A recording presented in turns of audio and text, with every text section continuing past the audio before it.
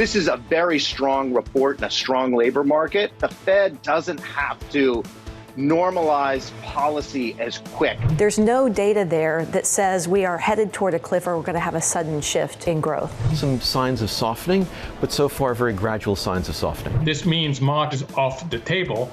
It also means that you are more likely to get the 3 cuts that the Fed has signaled. Whether it's March or May or June, I think it's in that time frame that we expect the first cut. This is Bloomberg Surveillance with Jonathan Ferro, Lisa Abramowicz, and Annmarie Hordern. Let's get your week started live from New York City this morning. Good morning for our audience worldwide.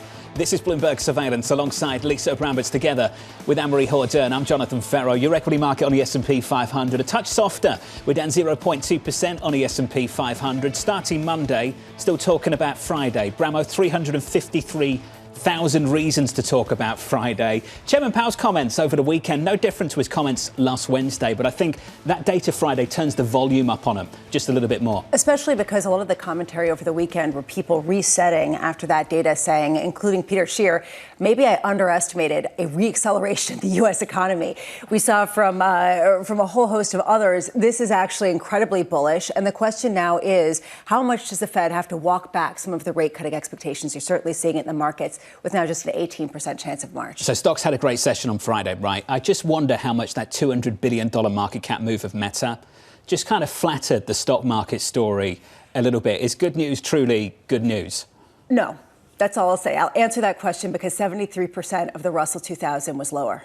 So if you take a look at the sort of gauge of the real economy, it is not reflecting that $200 billion or $197 billion increase in Meta that we saw on Friday. Also, there is an existential question. We saw the biggest jump in 2-year yields going back to March. Is this going to be unabatedly good for the broader stock market at a time where a lot of people are worried about a slowdown? Yields up this morning by 7 basis points on a 2-year, 4.35 at the moment, 4.43 rather. This is a story for me over in China as well. So US equity markets all-time highs. In China, whipsawed again, lower than higher. Goldman Sachs and the team, AMH, writing this: the most frequently asked questions among local investors in China include implications for China should Donald Trump become the next US president. This is becoming a big deal. It is, and he's keeping Chinese investors up at night, according to Goldman Sachs. But, Jonathan, they have every reason to want to be up at night. The former president was asked about it this weekend on Fox News, about this 60% blanket tariff on Chinese imports that was written up in the Washington Post, and he said, no, it actually is going to be more than 60% as a potential policy if he was to get elected into the White House again. Yeah, but you got Plunge Protection Patrol, and they're coming out in full force. So on the other hand, you have on one hand the potential for 60% tariffs being thrown out there. Either way, it's going to get, the whole relationship is messy. But, they come in and they buy. Yeah, China coming out and saying they're going to do stuff without telling us what that stuff actually is, right? They're going into the Lunar New Year holiday, and from what I hear, they don't want people talking about a stock market that's struggling. Well, they have a long way to go. That's all I can say, because the struggle has been real. And you haven't seen any real return since, 2015 in the stock market. So how much can they support that? How much does that do to the U.S.-Chinese relationship? And how much does that do to something a little bit deeper that they need to deal with? What does the plunge protection team actually achieve? They address the symptoms and not the illness. And when we're talking about higher tariffs, maybe more than 60% in the United States, we're talking about that illness getting a whole lot worse, aren't we? Just to put some numbers on this, $7 trillion has been erased from the value of equities in China and Hong Kong since the peak in 2021. Is this because of the issue with the U.S. and China? Is this because of the response to the pandemic? Is this because households aren't spending? Is this because of the real estate issue? Yes, is the answer. So how do they really grapple with this? For now, Plunge Protection Patrol. I think you've been kind. That list is a whole lot longer. Chinese equities at multi-year lows. Equities in America at all-time highs. Your equity market right now, S&P 500 futures pulling back by 0.2%. As Lisa mentioned, yields are higher on a 10-year by 6 basis points, north of 4% again on a 2-year by 7 to 4.43, call it 4.44. In the FX market, Lisa, a touch of dollar strength here. The euro weaker, a break of 108, 107.47. And we'll be talking about how the U.S. has really led the economic outlook. At what point is good news, but really ultimately this comes down to, can the Fed cut rates truly as much as people previously expected? And oh yeah, by the way, maybe the ECB truly will cut first. Coming up on this programme, no conversations about G10 foreign exchange. Brammer will go to sleep. Laurie Calvasina of RBC Capital Markets on the equity market rally. Norman Rule, former senior US intelligence official on US strikes in the Middle East. And Terry Haynes of Pangea Policy on the latest steps to secure the southern border. We begin with our top story this morning. Stocks posting fresh all-time highs on the heels of a blowout jobs report. Laurie Calvasina of RBC Capital Markets saying this. A slightly better inflation outlook has caused our valuation model to get a little bit more constructive. It implies that the S&P 500 could move to 5,500 at year-end 2024. Laurie, I'm pleased to say, joins us now for more. Laurie, great to catch up and fantastic to kick off a trading week with you. Can we start on Friday and can we ask you, does that jobs report derail this soft landing story? Well, thanks for having me as always, John. And I don't think it derails anything at all. You know, I'll give our rates team a lot of credit. They've been looking all along for the Fed to start cutting in June because they simply didn't think that the data was going to cooperate before then. They didn't think we were going to see any kind of big erosion in the underlying U.S. economy, either from the labor market side. And they've always thought this would be about adjustment cuts. So from our perspective, things are really playing out as our rates team had anticipated. Meanwhile, Julian Emanuel, our resident warrior out of BTIG, came out over the week, or excuse me, Evercore ISI, came out over the weekend and said, what could derail Goldilocks? Slowing growth, sticky inflation, and extended valuations. Valuations in particular from these levels point to weak forward returns. Why do you disagree? So we look at valuation very, very differently. You know, I think what a lot of my peers in the strategy community do is they say, hey, here's what the multiple is. Here's what the long-term average is over some various point in time. And they make some assumption, right, about where it should be and if it's too high or too low. We've actually built a completely different model where we go back to the 1960s. We look at trailing average S&P PE data, and we've built a model that takes into account the relationship of that PE multiple with inflation, with interest rates, with Fed funds, and with GDP. And when you take in consensus assumptions about where all those macro variables are headed, it's basically telling us we can find a trailing PE of around 23 times and a half at the end of this year. And if you marry that up with my earnings number of 234, it points you to something quite robust at the end of the year in the market. And I'll tell you, Lisa, we've used this model for about a year and a half, maybe a little bit longer than that. Last year was the first year we really did use it for the full year, and it was consistently pointing us to kind of a 21 to 22 times trailing PE at the end of the year, and an S&P that could end the year at 4,700 to 4,800. Unfortunately, I didn't listen to that model enough. My target was too low, but it was telling us to really challenge the assumptions of where people think PE should be, and that a higher multiple is possible given an improvement in the economy, given the big moderation in inflation, and that interest rates, while they're a dampener, aren't really able to offset that big moderation in inflation that we're seeing. How distorted are models based on the Magnificent Seven, or the Magnificent Four, I should say, or maybe just Meta? So I do think that the impact of those big names matter, but what I love about our model is that it actually captures the 1970s when we went through the Nifty 50 period. And so we do also have the 2000 period baked in as well. And yes, we are very stretched in terms of the concentration in the market, but we actually think that's one of the benefits of our model, is that we are taking into account these prior periods when you had some concentration. Frankly, Lisa, I think a lot of people are using post-GFC timeframes to do their valuation work, and we really need to be looking at multiple cycles to figure out what rules of thumb we should be looking for. I strongly believe we're early in the post-COVID era of investing, and we don't quite know what all these rules of thumb are. You can learn from history, but you've got to look at a lot of different cycles to understand what those rules of thumb might be. Laurie, I'm so pleased that Lisa brought up Meta. Can we just sit on that for a second? The biggest increase, single-day increase in market cap ever in the history of US markets, almost $200 billion. Laurie, what's your takeaway from headlines like that on Friday?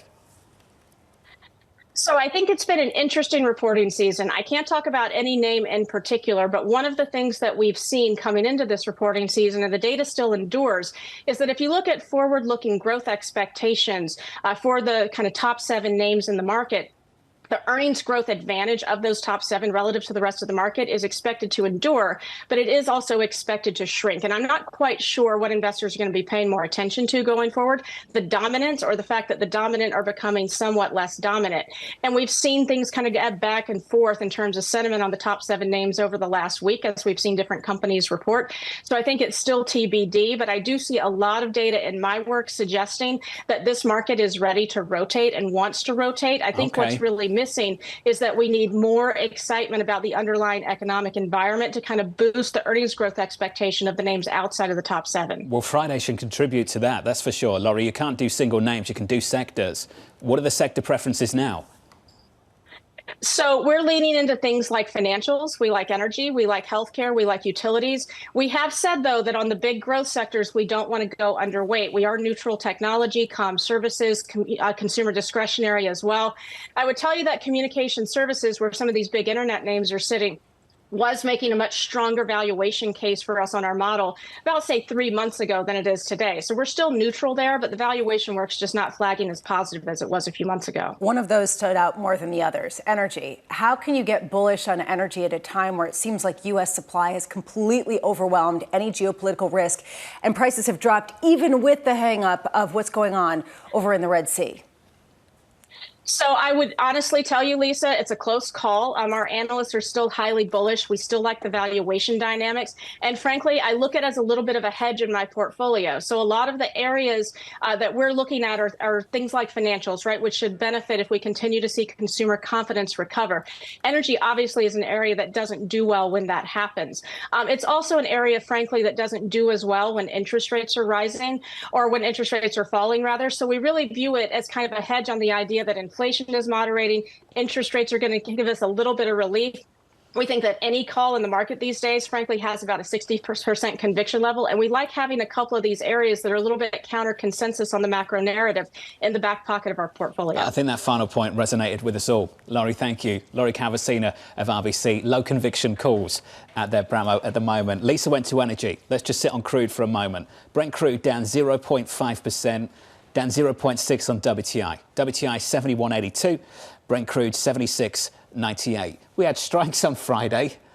AMH, we had the retaliation that we've been waiting for, and crude is down on Monday morning. When I see this geopolitical environment and then I look at the screen and see that Brent and WTI are actually lower Monday morning, you have to think, how much lower would crude actually be if there wasn't geopolitical tension right now in the Middle East? How low could these prices actually have been? Because some of that risk is actually priced in. What's your read on this? So you just think this is about the market drawing a conclusion that this White House does not want broader conflict and is going out of their way to ensure we won't get one? I think there's two things. The United States does not want an escalation of broader conflict. They're doing everything they can to stop it on a diplomatic front and also trying to degrade the Iranian proxies' abilities. Also, Lisa brought this up, 13.2 million barrels a day the United States has. This is a record any country has ever set. On top of that, China is still getting oil and gas from Russia. Russia is still on the market. Iran is still exporting. Venezuela has some crude on the market. So there are adversaries against the United States that actually have crude on the market, on top of the fact that the U.S. is the whale in the U.S. crude market. It's the little-known secret in Washington that the White House just doesn't want to talk about. I do wonder, though, if people just aren't paying attention because it's the widowmaker trade. Anytime someone tries to bet on oil, it's failed. At a certain point, there are a couple of models I was reading over the weekend that if this did erupt and Iranian oil was taken off the market, prices would probably go to $90 a barrel. I think you're right, conditioned by recent experience, that's for sure, over the last few months. 71.81 on WTI. Let's get you an update on stories elsewhere this morning. Here's your Bloomberg Brief with Yahara Hackers. Hey, Yahara. Hi, John. Former President Donald Trump says he might impose a flat tariff on Chinese goods of more than 60% if elected. The comments signal an increasingly hawkish tone against the top supplier of goods to the U.S. Trump rejected criticism that actions would start a trade war. The U.S. has been China's biggest export market for more than 20 years, including over $500 billion in exports in 2022. Boeing is lower in pre-market trading after the aircraft maker revealed it found more mistakes with holes drilled in the fuselage of its 737 MAX jets. The latest manufacturing slip originated with a supplier and will require repairs on about 50 undelivered jets and may delay plane deliveries in the near term. The defect follows a string of manufacturing lapses at Boeing, prompting the FAA to step up scrutiny of the company. Canada extended its ban on foreign home buyers for another 2 years, with the measure now set to expire in 2027. The country's real estate market has started heating up recently as it becomes clear the Bank of Canada may be in a position to cut interest rates later this year. The national home price average in Canada has jumped 36% in the past 5 years. That's your Bloomberg Brief. John? Yahara, thank you. Ramo, you know this. The housing market in Canada is like a microwave. I've heard that before. The heat turns up so quickly, just the mere talk of reducing interest rates over there. Well, and this comes at a time when that is a much more interest rate vulnerable sector than in the United States. This still is a big question. We haven't resolved the sort of small banking, commercial real estate, Not all at of all. that in any way. And we haven't really resolved whether this is a long and variable lags, having the housing market kind of on tenterhooks, and whether actually more volume could cause prices to go down. We'll talk about the financials a little bit later on the program this morning. Up next on this program, the White House promising more strikes in the Middle East. So the president has been very clear from the beginning, which is that when American forces are attacked, we will respond. It began with the strikes on Friday night, but that is not the end of it. That's coming up next on the program, live from New York City this morning. Good morning.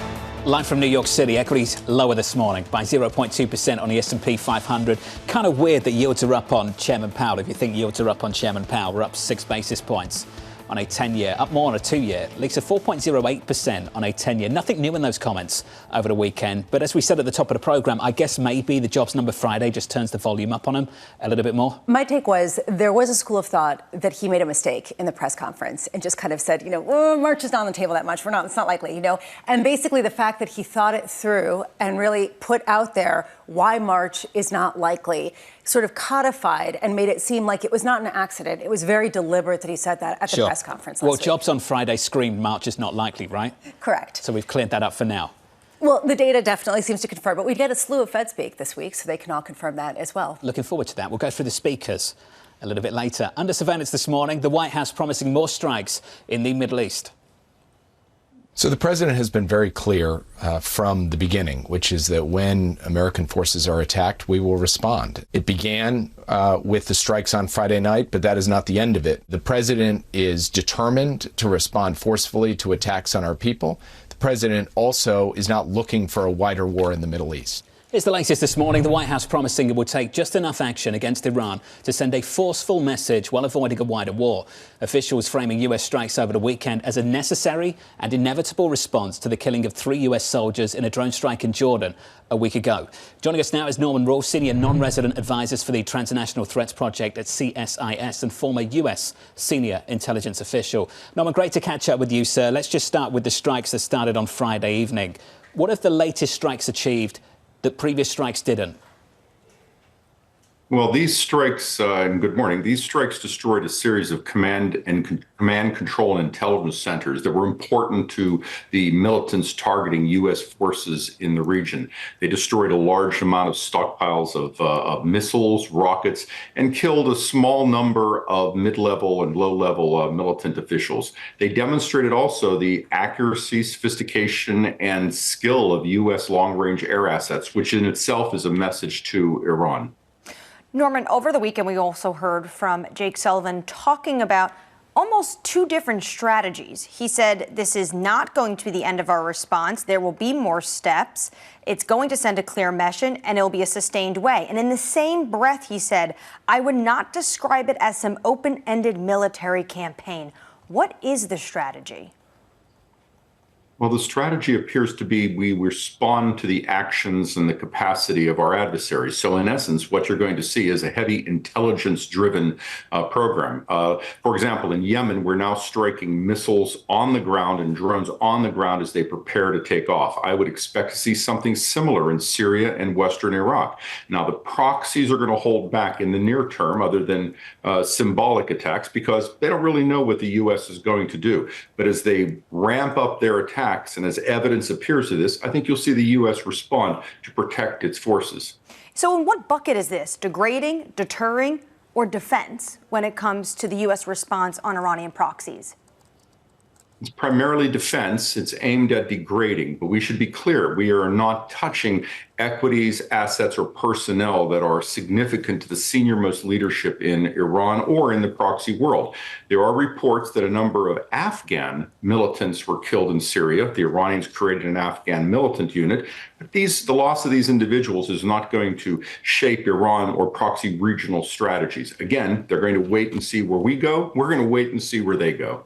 Norman, how much more vulnerable are U.S. troops right now, stationed in Iraq, stationed in Syria, stationed throughout, frankly, the Middle East? I think we've demonstrated over the past couple of years that the U.S. has an extraordinarily sophisticated capacity to defend its personnel from missile, drone, and rocket attacks. We're seeing that from Yemen to Iraq and elsewhere. But mistakes happen. A missile will get through. This is a very high threat environment. We shouldn't downplay that. But we have considerable defensive capacity. And again, we've seen this displayed over and over again as we put off these attacks. The problem is defense is not deterrence. It just tells your adversary to keep trying until he gets one through. So what's the effective policy to actually try to end the Houthi attacks, to try to end some of the 160 plus attacks on the American bases in the region?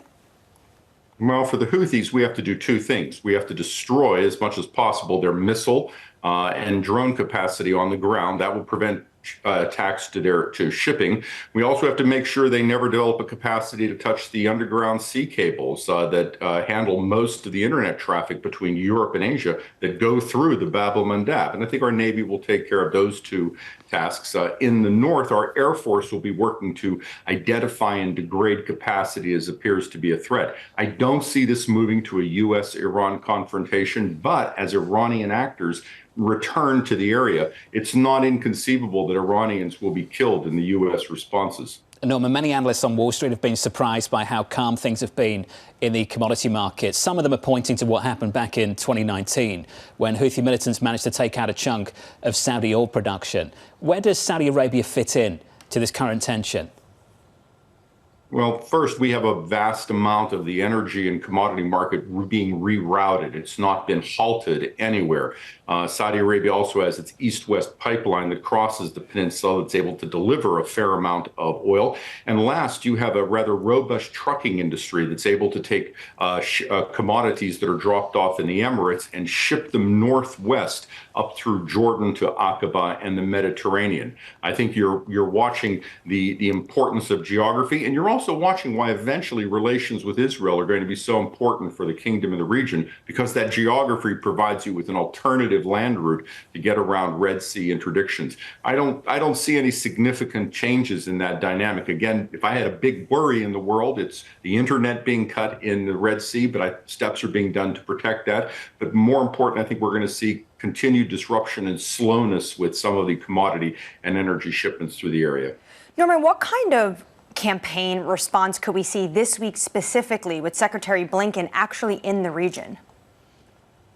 Well, the secretary is going to aim for several things. First, he's going to look for continued humanitarian shipments and expanding those into Gaza. He's going to look for anything that can be done to increase the likelihood of hostage releases and a ceasefire. And that would satisfy our requirements, Arab demands, and give return Israel its people who have been taken hostage. At the same time, we don't really have a lot of progress in terms of what do you do with Hamas? They refuse to leave. They want to stay in charge. Imagine a two-state solution where Hamas runs the Palestinian state. Imagine what that would mean for Jordanian security, let alone Israeli, Saudi, Egyptian, or other security. You would have a Lebanon, a failed state in that area. This is all being worked through. It's a very complicated series of conversations, and I think this is going to take a lot longer than many people believe. I've got so many questions after this conversation. Norman, thank you, sir, for your insight. Norman Rule, their former senior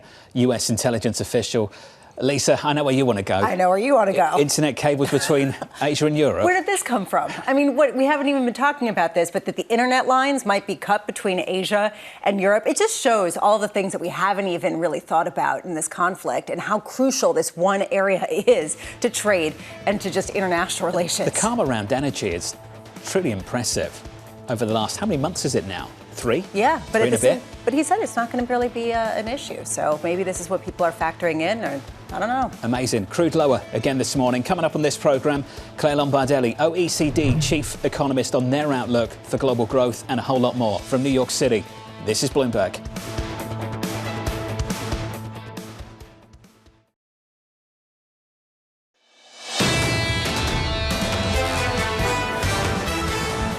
Live from New York City, equity futures negative here on the S&P 500. On the Nasdaq too, we're down just a touch by 0.2%. On the Nasdaq, we're down by 0.1. Coming off the back of 4 weeks of gains on the S&P 500, all-time high at a close on Friday. In the bond market, yields higher at the front end, right the way through the curve. 2s out to 30s. The 2-year up by 7 basis points. The 10-year up by 6, 4.0771%. Really weird week last week in the bond market. The reason I say that is because if you go to Wednesday's price action, you'll notice that yields moved lower even though Chairman Powell pushed back. And ultimately, Bramo, it wasn't just about the Fed and data last week. It was about bank tension too.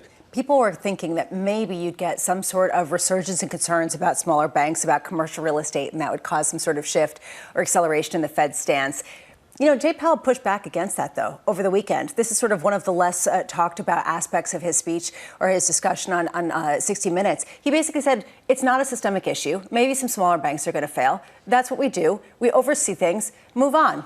We can move on to the next asset class, foreign exchange, if you wish. This is great. Take the bond market, highly intuitive stuff. Yields up, push it through foreign exchange, dollar stronger, euro negative. Right now, euro dollar 107.56. We're down by about 0.3% on that currency pair. Under surveillance this morning, Fed Chair Jay Powell saying the central bank will look for more economic data to confirm that inflation is indeed heading back to 2%.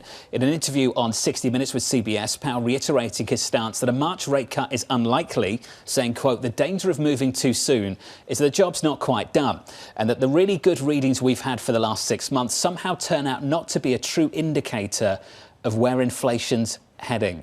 Bramo, we talked about this Wednesday, the discomfort just around that story for him and the committee. Especially given the fact that, A, they got it wrong when it came to the surge in inflation.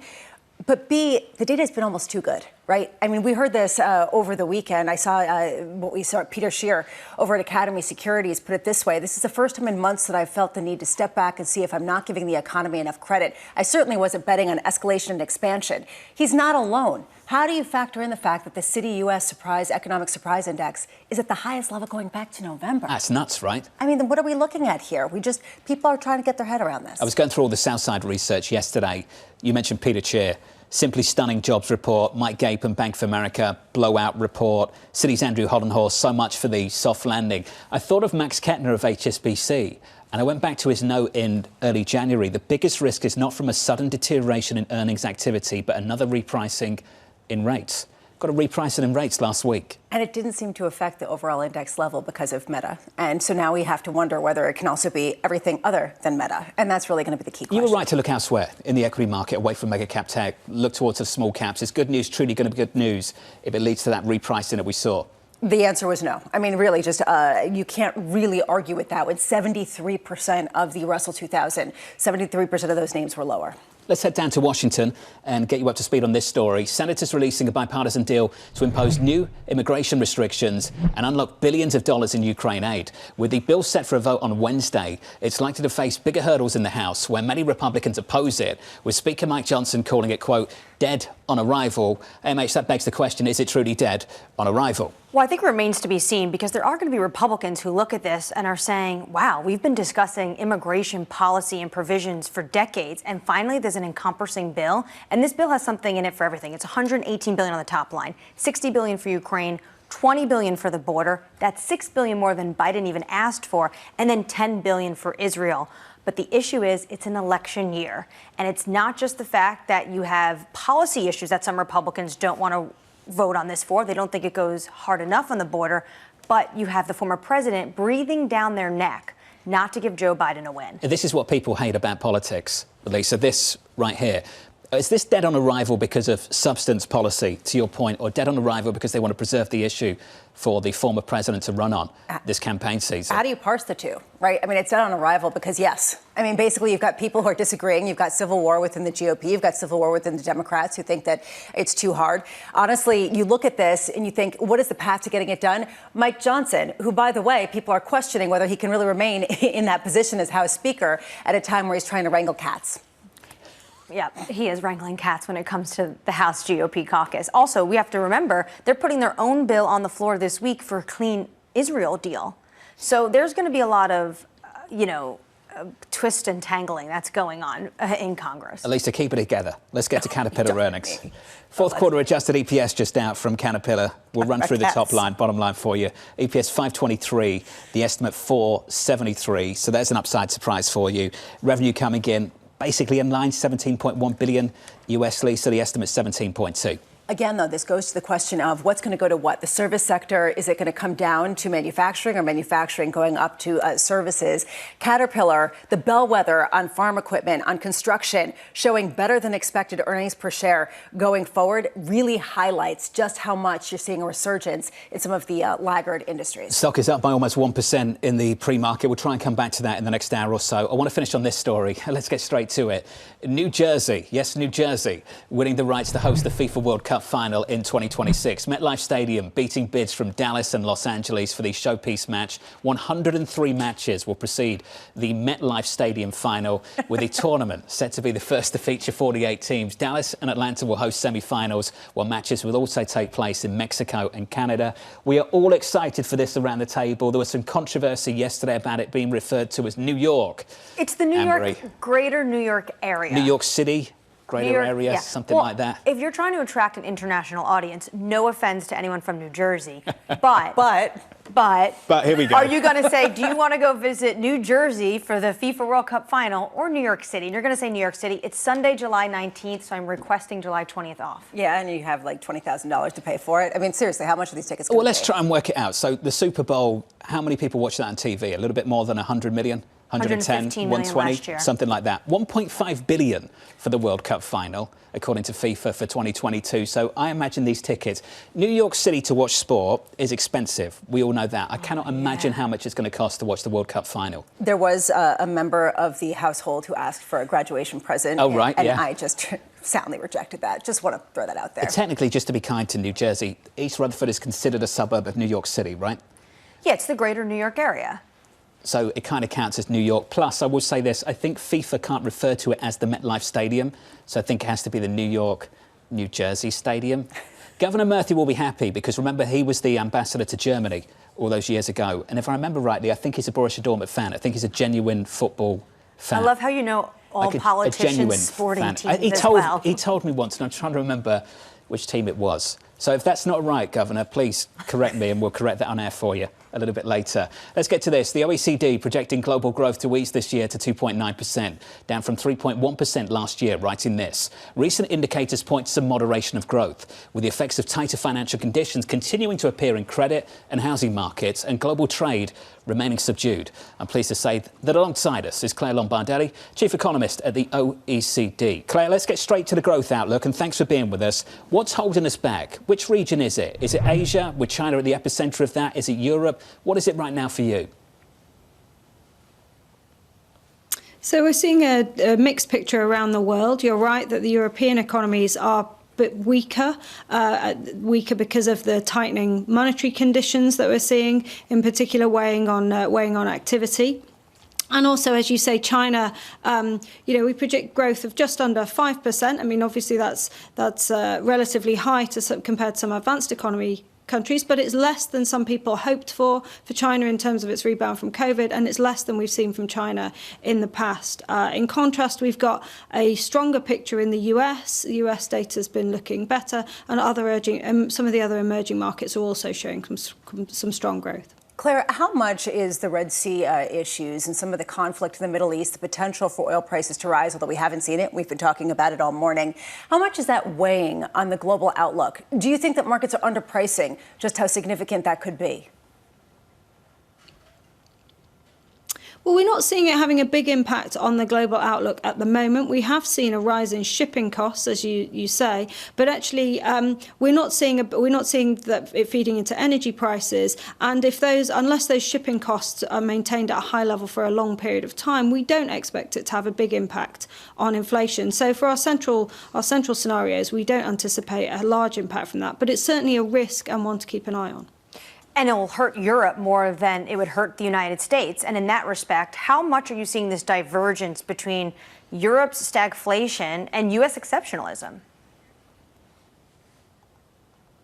I mean, we are seeing a difference in outlook, as you say. So obviously the growth position in Europe is weaker. You know, we've seen stronger growth in the US, and the European economies have taken a much bigger hit on inflation because of their exposure through the energy price. So, you know, they've had a more difficult, challenging period over the last couple of years, and the growth outlook is a bit weaker, including because of actually an aging workforce in the euro area as well, compared to the US, where we've seen some remarkable strength in the last couple of years. Claire, as you might expect, some conversation at this side of the world in the United States about the election taking place at the end of the year, and some conversation about former President Donald Trump's plans if he secures another term in the White House. There is discussion of a blanket 60% plus tariff on Chinese imports. Have you modelled what that would do to inflation in America through 2025 and beyond? What is the experience of, say, 2018 when we started to ramp up tariffs then? We haven't modelled any particular scenarios in this space, but what we do is we look at a lot of the detailed data on trade, and certainly what we've seen, and it's a concerning trend for the global economy, is a reduction in sort of trade integration. You know, for a long period, we saw trade increasing, we saw integration of global value chains, and that delivered, you know, wider choices to consumers. It delivered lower prices, and you know, we have seen that trend reversed for a whole range of reasons, and you know, that comes at a cost in terms of productivity and in terms of pricing for people. So, you know, we would like to see trade continuing and increased trade on a rules-based fair system. Claire, just to build on that, though, there is this question of how you model out economic forecasts based on policies that are massively divergent depending on who's in power. How much are you trying to even get your head around what the potential downside would be to global trade given one scenario versus another? Are you making those models? Well, what we do is we take current plans and current administration's plans for when we're constructing all of our forecasts around the world, and so we base them on those expectations. Hey, Claire, appreciate the clarity. Always do. It's good to hear from you. Claire Lombardetti there of the OECD. Annmarie, I want to come to you on this. I don't see how you can have an outlook for 2025 right now on inflation, on growth, with the clarity, without the clarity of what policy is going to look like in the White House. If we are seriously having a conversation about the difference between maintaining the current stance on China, which is, yes, tariffs, but not increasing them, that's option one. And option two, going forward with a blanket 60% plus tariff on Chinese imports, you are going to have a radically different outlook, surely, on both growth and inflation. And not just 60% blanket tariffs on China, also a potential 10% tariff wall, invisible wall, as they described it in the Trump campaign in this reporting, of all imports into the United States. That is very different than what we potentially would see in another Biden administration. Every outlook, Bramo, for 2025 needs that asterisk. It needs it. It needs that caveat. It's like, these are our basic assumptions, just a continuation of what we've already seen coming out of the White House. Because once you start putting in different alternatives, I think you get a very different outlook. What did Lori Calvasina say earlier this morning? That basically every outlook has to have about a 60% conviction right now. But what's the range? How big is the range? What I would want to see is models showing one scenario or another and showing the differential there.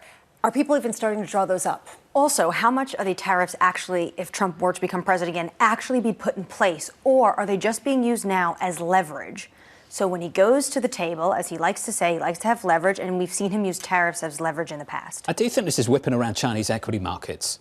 I really do. It's early days, I know, but some of the moves we've seen in China, and there are plenty of reasons for those moves, but some of the moves have been pretty wild. Well, how much of this also has to do just with a lot of U.S. businesses withdrawing a lot of their activity or trying to, move where the manufacturing happens? And this will accelerate it. If you're a business trying to come up with your plan, even regardless of what actually ends up getting passed, how do you have any conviction to go invest in China, given this uncertainty with the political sphere? I think in some cases, you've just got to wait. That's the latest on that front. More in a moment from Terry Haynes of Pangea Policy. Let's get you an update on stories elsewhere this morning. Here's your Bloomberg Brief with Yahara Hackers. Hey, Yahara.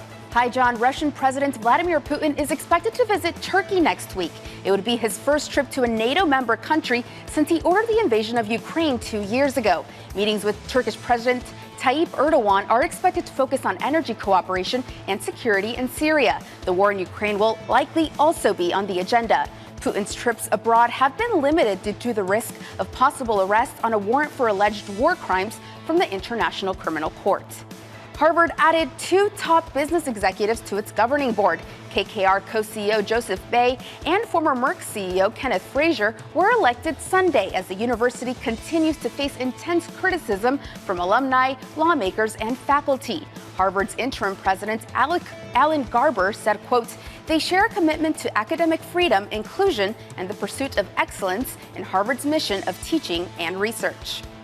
Taylor Swift just broke another record, winning Album of the Year for the 4th time at the Grammys. Swift had previously been tied with Frank Sinatra, Paul Simon, and Stevie Wonder for the most wins in the category. The Grammys also were a big night for female acts, who swept all 4 of the top prizes. That's your Bloomberg Brief. John? Yahara, thank you. That list of artists, absolutely ridiculous. Up next on the program, the Senate's bipartisan bill unveiled. I am really proud and pleased to announce that Democrats and Republicans in the Senate have come to an agreement on the bipartisan supplemental bill tonight. Is that agreement dead on arrival? That question gets answered up next.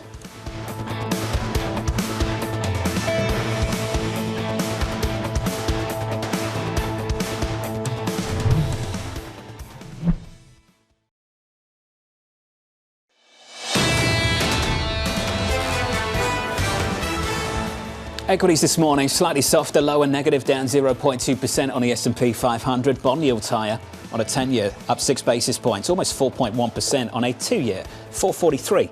Yields up by 6 or 7 basis points. Under surveillance this morning, the Senate's bipartisan bill unveiled.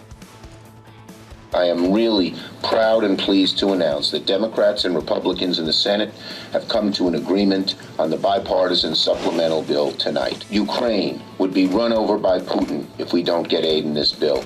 Israel needs to defend itself against Hamas with the aid in this bill. We fix the border problem in this bill.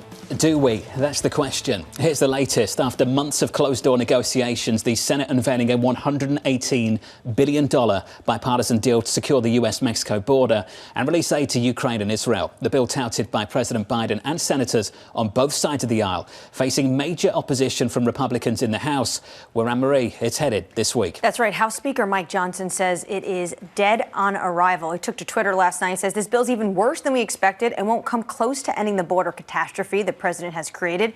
As the lead Democrat negotiator proclaimed, under this legislation, quote, the border never closes. If this bill reaches the House, John, dead on arrival. Terry Haynes, founder of Pangea Policy, joins us some more. Terry, let's pick up on Anne-Marie's quote. Is it truly dead on arrival?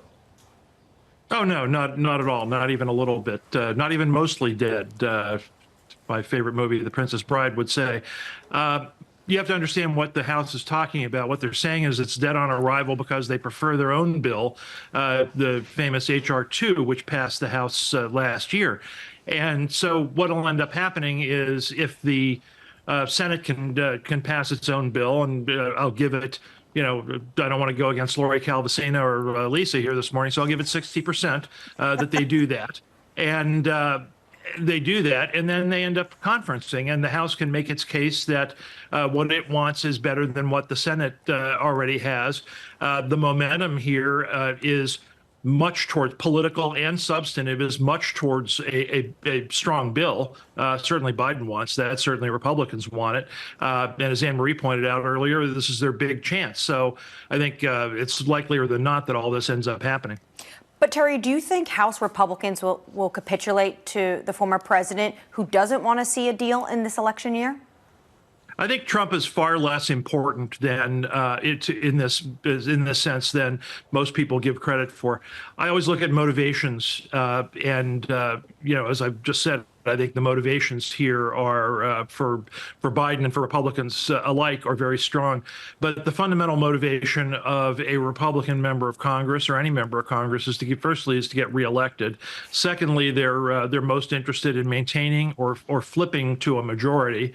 And after that, we'll start talking about the president. So if they can end up with a bill that is, from a House perspective, they can end up with a bill that's a little bit stronger than the Senate bill, and they can take credit for making it so, they'll do that in a heartbeat, sure. Probably safer for them to get it done sooner rather than later, given the fact that the election's in November. What's the timeline you see for the supplemental? Oh, well, work expands to fill the time allotted, and these folks have already shown, a great deal of flexibility in that. Just look at how long it's taken them to, not come up with a final spending bill, at least 4 or 5 months now. But I think this probably goes until mid-March, and then they probably wrap up a lot of this stuff. That seems to be the window they think is the one that they want. So, I'll take them at their word. Terry, I am wondering if Trump vehemently opposes this and he's leading in the polls, how much does that really curtail its possibility of getting passed? I don't think a lot, frankly, because what'll end up happening is that the Trump rhetoric and the House Republican and conservative Republican reality of wanting a bill that's stronger than what the Senate has already proposed and making Biden sign that, I think is a very important matter for them. And I think it's something that they want. And that's something Trump, frankly, will be interested in taking credit for. So in the end, those interests dovetail, I think. I'd look for Biden and centrist Democrats to try to shut down the left on this, too, which they haven't done yet. What do you think of Mike Johnson's possibility of staying the speaker through the remainder of the election cycle, given that he is trying to essentially herd cats? Well, I think Johnson probably does end up staying. The reason for that, I think, is firstly, the Republicans can ill afford another circus. Even after all this, they hold more confidence with the public than Biden does on issues like the economy, for example, immigration being another. And I think they'll want to do that. Secondly, I've always looked at the cat herding as a matter of getting something going on the border that's strong and that's defensible, in which Johnson can then use to say, okay, now let's we've gotten our big win on that. Let's wrap up spending with some modest haircuts, but only modest, not even the 1% that they want, and call it a day on that. They'll all grumble, but they'll go forward. Terry, you started the conversation by saying Speaker Johnson is calling this dead on arrival because it's not the H.R. 2 that House Republicans want. So what do the Republicans in the House want to see potentially in conference with senators to then be able to sign their name on this bill? Well, ideally, I'll give you two. Ideally, one obvious. They want H.R. 2, and it's the House's job to get out over their skis and go too far with the idea generally, the idea that the Senate reins things back in conference. Outside of all that, the thing I would look at the most is the idea that the border is still somehow porous in some way, and you've already seen House Republican rhetoric focus on this. The idea that the border can be shut down for a period of time while things get together, I think is very important to them, and that's something that I heard Senator Sinema, independent from Arizona, talk about to some extent yesterday. They're certainly going to want to shore that up before they finalize anything. Terry, I've got 45 seconds left. I wanted to ask you this all morning. The Super Bowl, massive television audience. Why would the president turn down a pre-Super Bowl interview? That's a very good question. And not one I can answer. It's something that has become a standard appearance, and one in which the absence, frankly, is I think inexplainable, inexplicable, however you want it. Bizarre. Terry, thank you, sir. Terry Haynes of Pangea Policy. The administration complains about how reporters cover the economy. You're coming off the back of a jobs report which saw more than 300,000 jobs, 2 years of unemployment below 4%. Mr. President, how are you preparing for the game? 353,000 different ways, sir. Enjoy the match. I mean, you can literally say anything you want and squeeze in whatever you want to say about the labour market. And 115 million viewers were watching the Super Bowl last year, and that was without Taylor Swift. So when I asked the campaign over the weekend, they say it's early in the cycle, political exhaustion. But to your point, John, they have a good story to tell next week. I think the comms director said that they don't know how many eyes are on the screen and are they making chili and putting beer in the cooler. Focus on the show. What does that even mean? Coming up next, Ed Yardeni of Yardeni Research, Sally Krawcheck of Alavest, and SocGen's Subhadra Rajappa.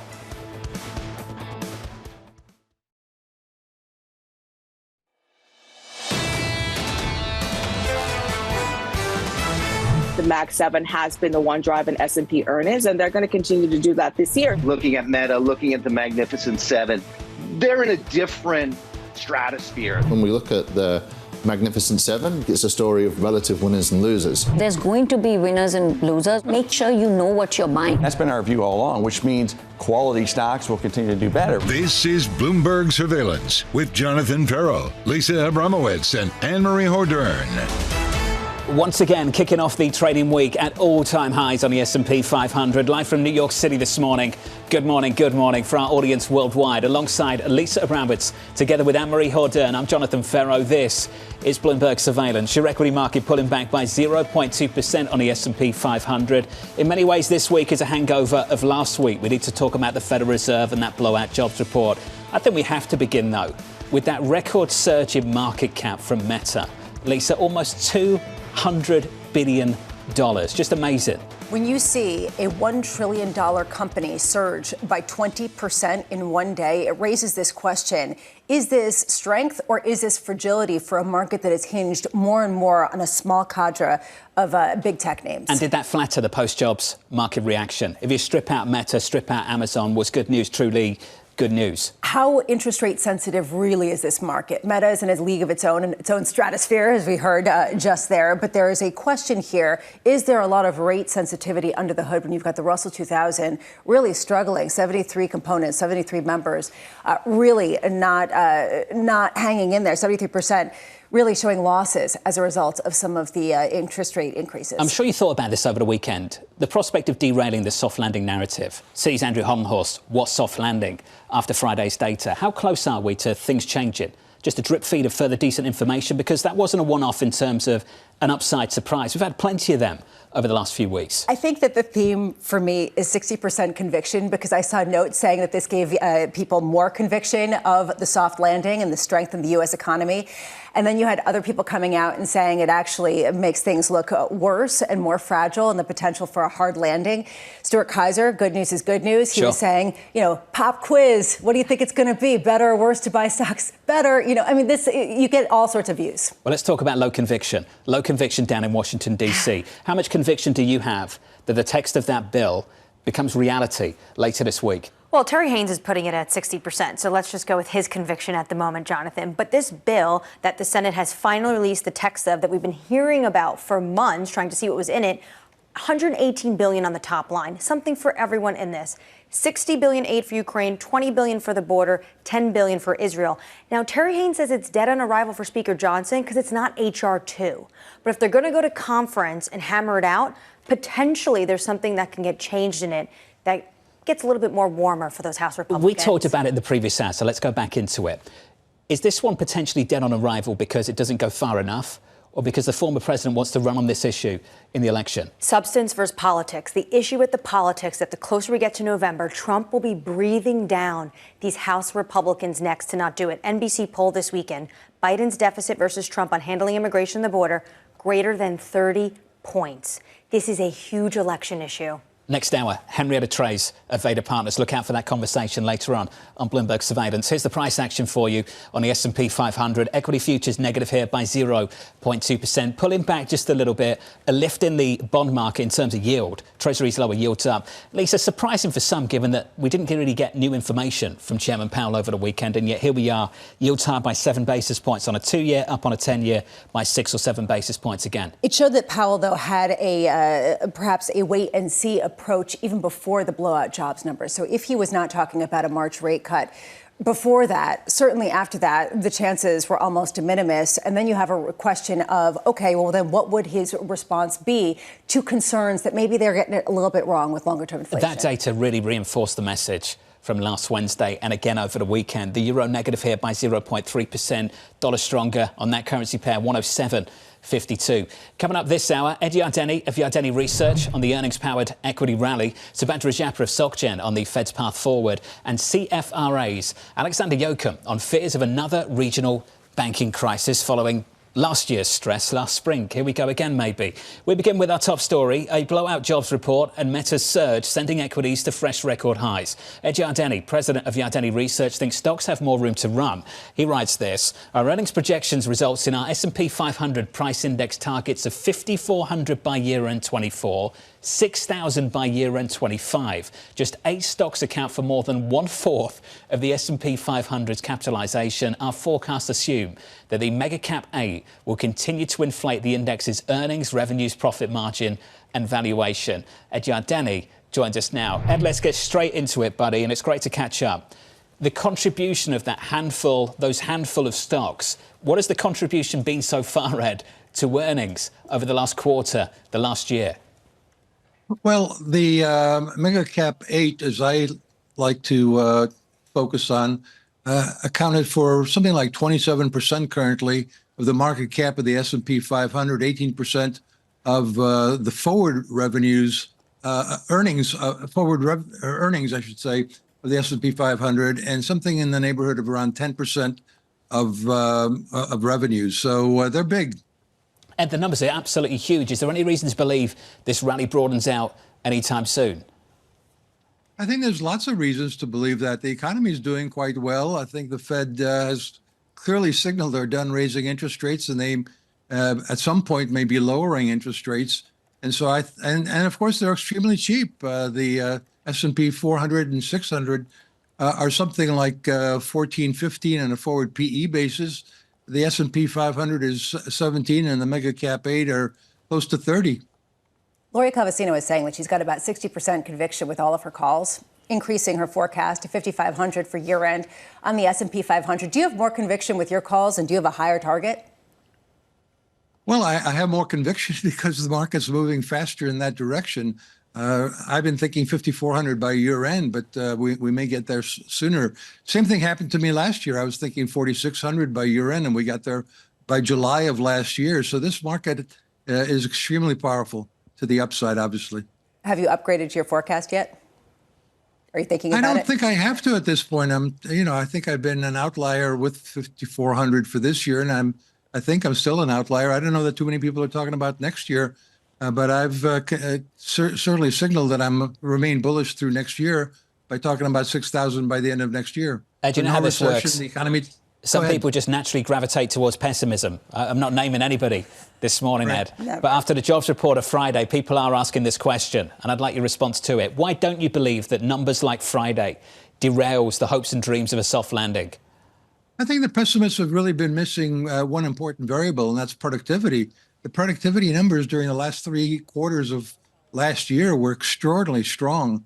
I think we're in the early stages of a productivity boom, as confirmed by recent data, and I think that continues. Look, that was a strong employment number, but people just completely ignored the fact that average weekly hours was down 0.6%, offsetting the 0.2% increase in payroll employment. And when you add in that wages were up 0.6%, in nominal terms, wages and salaries seem to be on course to be up only 0.2% during last month. So the number wasn't quite as strong as people thought. Yeah, and there was plenty of research over the weekend really diving in and questioning just how much the revisions and seasonalities would perhaps upend some of that strength. Ed, I am curious, though, about interest rate sensitivity in the stock market. So many people talked about how that really would reduce multiples if interest rates stayed high. And here we are looking at an economy that's incredibly resilient, in some cases even accelerating. At what point does that challenge valuations purely if interest rates stay at this level for a much longer period of time?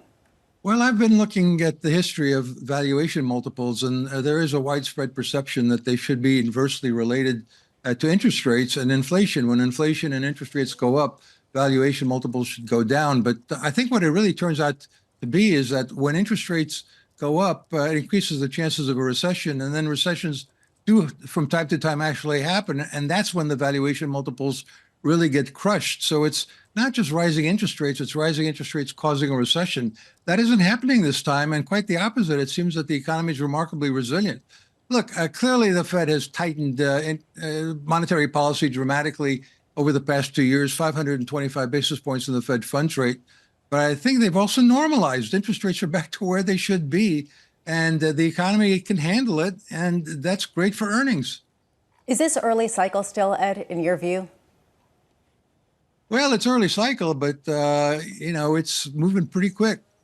Clearly, in the market moving so fast in this bull run.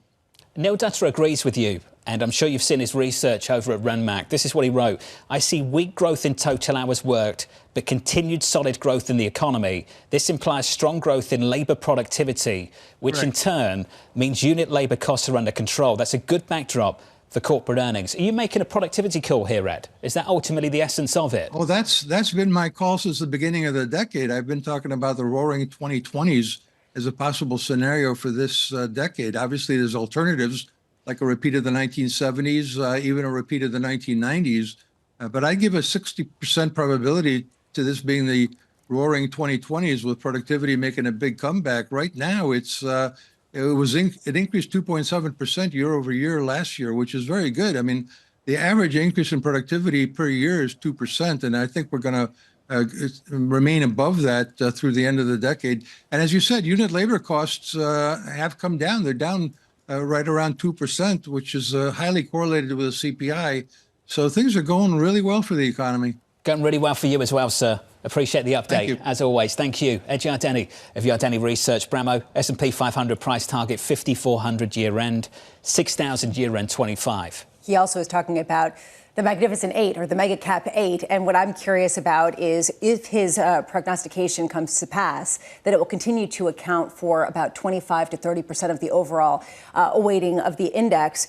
That alone could drive some of these returns. That, I think, is a controversial thesis at a time of lofty valuations, but something that people are considering. The earnings contribution of those names has been phenomenal. Totally. Just absolutely phenomenal. Equity futures right now negative by 0.2% on the S&P 500. Let's get you an update on stories elsewhere this morning. Here's your Bloomberg Brief with Yahara Hackers. Hey, Yahara. Hi, John. Former President Donald Trump said he's considering a plan to impose a flat tariff of more than 60% on Chinese goods if elected. The comments signal an increasingly hawkish tone against the top supplier of goods to the U.S. Trump rejected criticism that actions would start a trade war.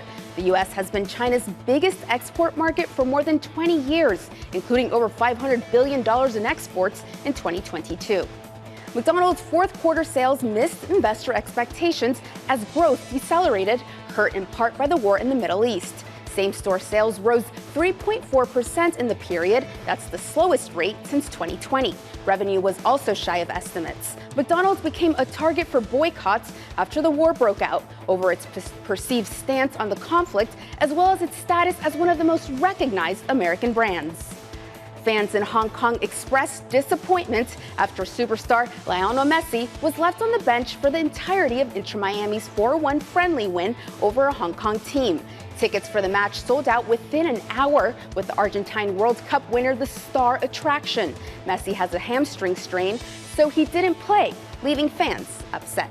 That's your Bloomberg Brief. John? Yahara, thank you. If he's injured, it's understandable, right? But can you imagine paying up big time for those tickets? I mean, honestly, this seems to be the way that things are going. How long until we get economic reports about, inflation from some of this stuff? I'm just saying. Didn't we get that with Taylor Swift? I just think we're going to get it again. You think we get that from the Super Bowl? I think that we're going to get that, and I think we're going to get that from the World Cup. Hong Kong officials, the government requested to see him and asked why was he on the bench. This isn't just the fans. You have officials weighing in, being like, what's going on here? You're blaming the outlook for 2026 CPI on the World Cup. 100%. Okay. I mean, I don't think you're wrong. I think it's going to really raise. It's going to just generate a lot of economic activity, inflation on all goods, hotel in New Jersey, prices. specifically. Or New York City, tri-state area. Up next on the programme, Powell throwing cold water on a March rate cut. I think it's not likely that this committee will reach that level of confidence in time for the March meeting, which is in 7 weeks. That conversation is coming up next, live from New York City this morning. Good morning.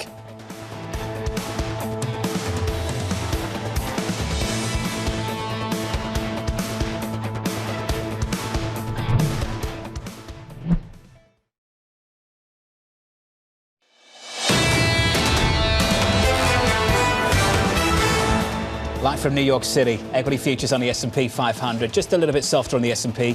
We're down by 0.16%. Yields are higher by 7 basis points, almost 4.1% on a US 10-year. The dollar stronger, the euro 107.52 on that currency pair, negative by 0.3%. Under surveillance this morning, Powell throwing cold water on a March rate cut. I think it's not likely that this committee will reach that level of confidence in time for the March meeting, which is in 7 weeks. Almost all of the 19 participants who sit around this table believe that it will be appropriate in their most likely case for us to cut the federal funds rate this year. We just want to see more good data along those lines. It doesn't need to be better than what we've seen or even as good. It just needs to be good. And so we do expect to see that. Here's the latest this morning. Fed Chair Jay Powell saying he doesn't expect to drastically change the central bank's 2024 rate forecast. Fed speak picking up this week with Bostic and Goolsbee today, followed by Mester, Kashgari, Collins and Harker tomorrow. Is that enough for you? Joining us around the table, Sally Krawcheck, the CEO and co-founder of Ellevest, a digital financial advisor, joins us now. Hello, Sally. Good to see you. Good morning. Good Let's to be get here. into your personal view first. You are bullish, constructive, optimistic almost. For my personal view. So first of all, Ellevest, digital advisor, yes. Wealth management company also. Cool. Founded by, built for investing and investing through women. So I'm going to bring the woman's point of view here today. Yes, I am personally bullish. Doesn't particularly matter. But I do think what we've learned, by the way, I thought watching Jerome Powell last night, it's hard not to watch that individual and say, boy, I have confidence in him. And yes, maybe it's not March, maybe it's June, maybe it's a little later. But my personal bullishness, I seem to learn again and again, don't fight the Fed. Don't fight the Fed, right? The Fed took on the subprime crisis and won, took on the pandemic and won, took on Silicon Valley Bank and won, tightened last year, 2 years ago, and the market went down. Don't fight the Fed. They are very powerful. And if the rates are going to be going down, I'm personally feeling bullish. Doesn't affect our asset allocation at Ellevest at all, by the way. Well, okay, so let's talk about that. Is there sort of the similar kind of bullishness underpinning certainly your clients' views, but also some of the asset allocations that you have currently? Yeah. Well, when we do our asset allocation, we look at long-term returns that we're expecting, and they're terrific, right? The equity markets, if you go back to the early 1900s, tend to go up about 10% a year. Balanced portfolio 6%. It compounds, right? So it's hard not to be bullish over the long term. And what we're seeing with our women is they are indeed investing, often for impact. And we should talk about that because, of course, there's the blowback for impact. But the great thing about these women is they also stay the course. We've seen the research, and we now are seeing it proven at Ellevest, that they don't freak out when markets are tough. They really stay the course. And as a result, women outperform men when they invest. And that's true at the professional level as well as at the individual level. Just dealing with the next sort of year before we get to the long-term view and some of what you're talking about, as someone who has been very powerful in a number of banks, I'm wondering how concerned you are just about credit creation at this point. The fact that, yes, rates are going to come down, but there's a real question, especially with certain constraints on bank balance sheets, commercial real estate, how much some of these firms can keep lending. Yeah. Does that sort of keep you up at night at all? Well, what I have been worried about is, with Silicon Valley Bank, our Lehman or our Bear Stearns. right? Was it, the shoe that dropped that, the impact of rising interest rates on these banks, and particularly the regional banks, has been felt, and we can heal and move on? Or is that the beginning of sort of a longer term issue? And I think the jury is still out on that, though certainly every day that passes and something doesn't happen is a bullish signal. As somebody, though, has understood just the long and variable lags, certainly through credit creation, what are you watching to understand whether there is something more pernicious under the hood just with respect to withdrawing some of the capital? Yeah, we're not. I mean, again, at Ellevest, we invest for the longer term, not for these shifts and tactical changes. So we look at what do we view the longer term returns of the stock and bond markets as being, as opposed to what's going to happen this day or that day or even over the next year. When you're looking at long term, what sectors are you most excited about? All of them. All of them. Well, rank them for us. Think about it. When you're investing in the markets, you're investing in the U.S. economy, in the global economy. And what these economies have shown is over reasonable periods of time, they tend towards growth, right? And so, we have a diversified portfolio that has access to all of them.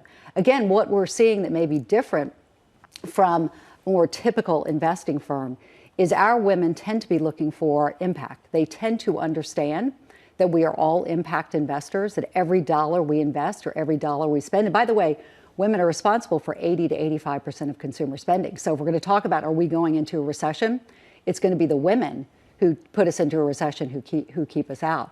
But what they recognize is their dollar has meaning and their dollar has impact, and they're looking not to give up a financial return at all, but they are looking for what is my impact in addition to my financial return. So when you say impact, what do you define impact as? Oh, so many ways we can go at this, right? Whether it's ESG, impact investing, whether it's gender lens investing, what is the dollar not being invested in and what is it being invested in, right? Is it being invested for environmental reasons, whether that's, I want to be out of companies that are going to suffer from global warming, or I want to be in companies that are actually having a positive role in fighting global warming. But it can also be gender lens, right? Am I investing in diverse leadership teams? Our women tend to care about that quite a bit. We're heading into what some people would say the political silly season. We're going toward the election, and a lot of some of the impact investing has been highly politicized. How are you feeling? Well, how is that playing out in terms of what counts as impact and sort of how you define some of these things? Well, you see in New Hampshire, there are folks there who are trying to make impact investing or ESG investing illegal. And not a little bit illegal, felony illegal, go to jail illegal.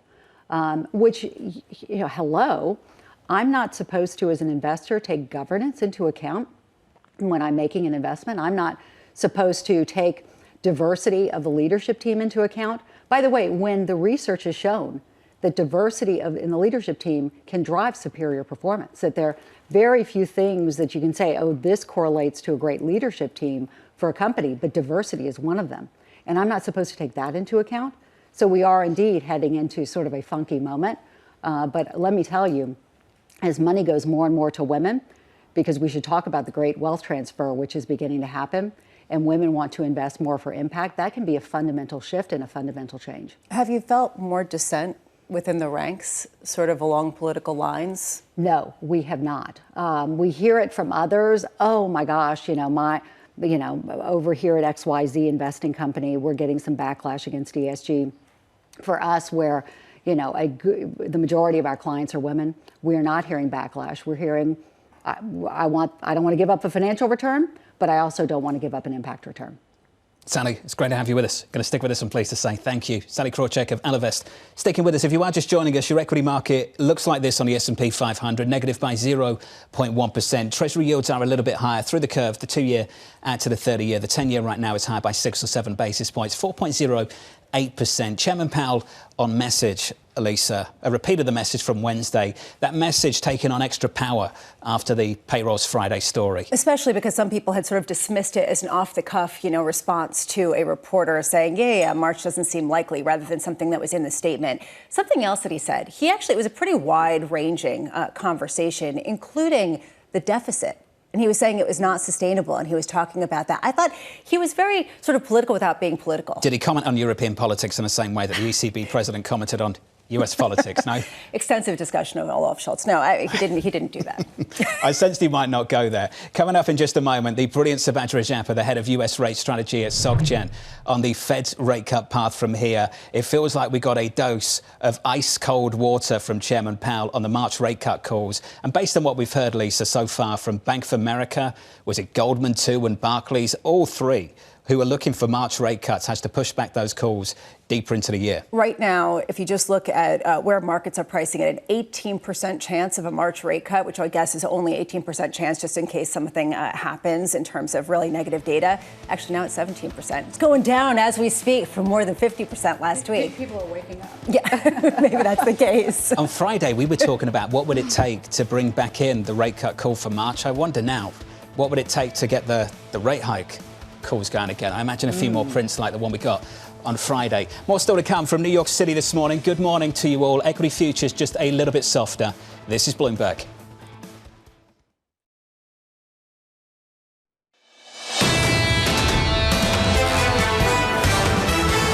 Live from New York City, kicking off a brand new trading week. Your equity market pulling back just a little bit on the S&P 500, down a touch by 0.16% after 4 weeks of gains on the S&P.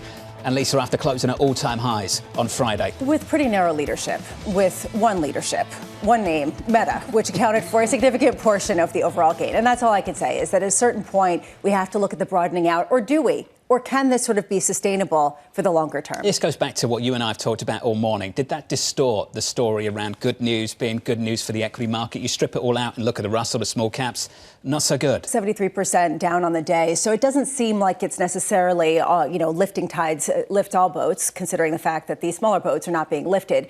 When does that change? I don't know. Honestly, anyone who's coming with conviction, I don't know, they should check with Lori Calvasina. She'll say you should put 60% on that. Lori's one of the best. Let's switch up the board and get to the bond market. 2-year, 10-year, 30-year. Treasuries look like this. How much conviction have you got on this right now? Yields up by 7 basis points, 4.4346 on a 2-year.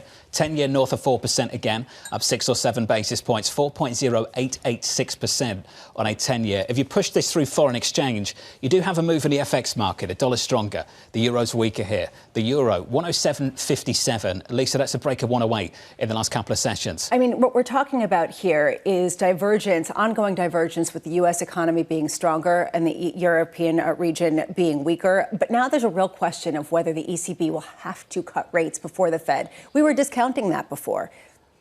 It's kind of coming back to the fore. Yeah, the jobs data in Europe does not look like the jobs data in America, based on what we saw on Friday. That's the price action. Under surveillance this morning, Iranian-backed Houthi rebels vowing to respond to US and British-led airstrikes over the weekend. The strikes targeting 13 locations in Yemen were part of an effort to end the militant group's attacks on commercial ships at the Red Sea. It was the biggest barrage since the original Allied attacks on January 11th. MH, what is different about these attacks and what does it change?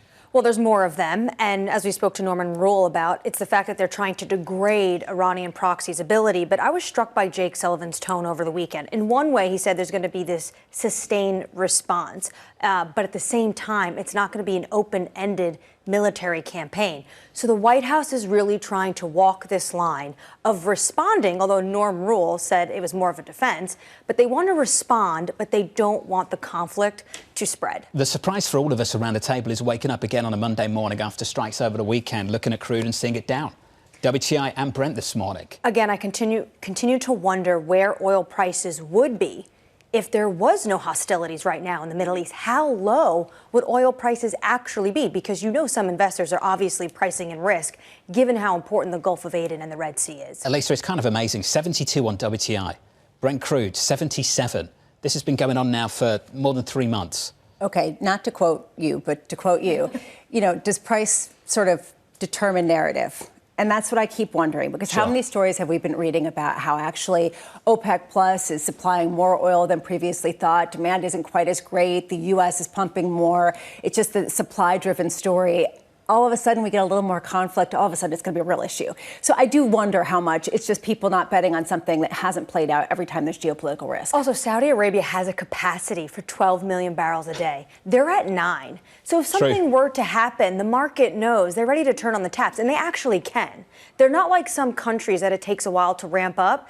Saudi Arabia wants to turn on the taps, they could do it pretty quickly. There's a big cushion there. Let's turn to the next story, Anne-Marie. Busy weekend on Capitol Hill. On Saturday, the House unveiling a standalone $17 billion Israel aid package without any support for Ukraine. Speaker Mike Johnson saying the US needs to get aid to Israel quickly, and there is no time to consider a package combining aid to Ukraine and Israel with US border security provisions. The Senate, however, reaching a $118 billion bipartisan deal on Ukraine, and that includes $20 billion for border security. Each chamber expecting to vote on their bill this week. Anne-Marie, what goes through, what doesn't, and what is dead on arrival? I think a lot of this doesn't go through as is. So put the Israel standalone bill to one side. First off, the House Freedom Caucus comes out and says it's not paid for, so we don't want it. Democrats are going to say we likely want something more encompassing. Look what the Senate's doing.